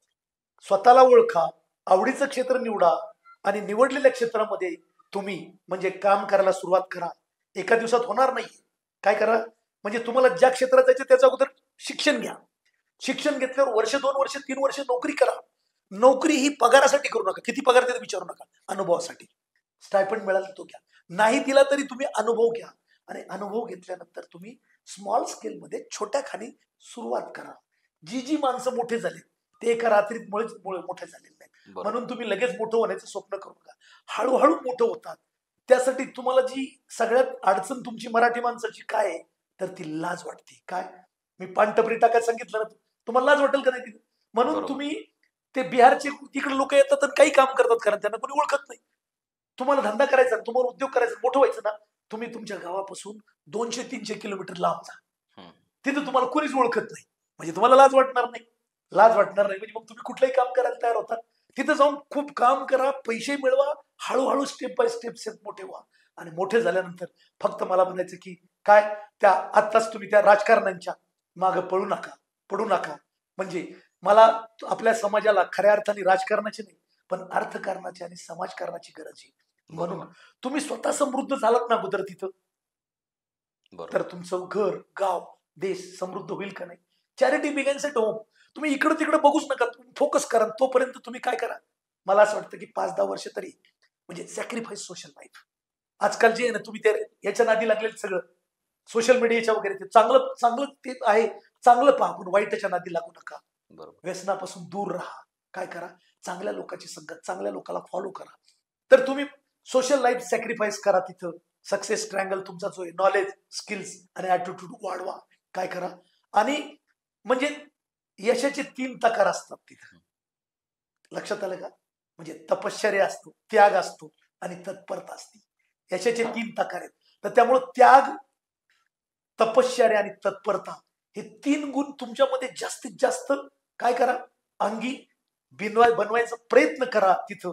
आणि तुम्ही जीवनात जरी सुरुवात छोटी असली तरी खूप मोठं तुम्ही बनू शकता. आणि तुम्ही बनावं, तुमच्या घराचं, गावाचं, देशाचं नाव रोशन करावं, अशी माझी तुम्हाला कळकळीची विनंती आहे. हाच माझा तुम्हाला सल्ला आहे. आणि त्यासाठी जर काही कमी पडत असेल तर मी आहे. म्हणजे मी नेहमी सांगतो की माझं NB धुमाळ चॅरिटेबल फाउंडेशन, त्यामधनं मी तेच काम करतोय, उद्योजकांना ट्रेनिंग करतोय. कदाचित तुम्हाला जर गरज पडली तर कदाचित समजा इंडिव्हिज्युअल माझा फोन नंबर देतो, मला फोन करा तुम्ही. म्हणजे जे शक्य असेल तर मी तुम्हाला तेवढी मदत करण्याचा प्रयत्न करेल. माझा नंबर 9423162548.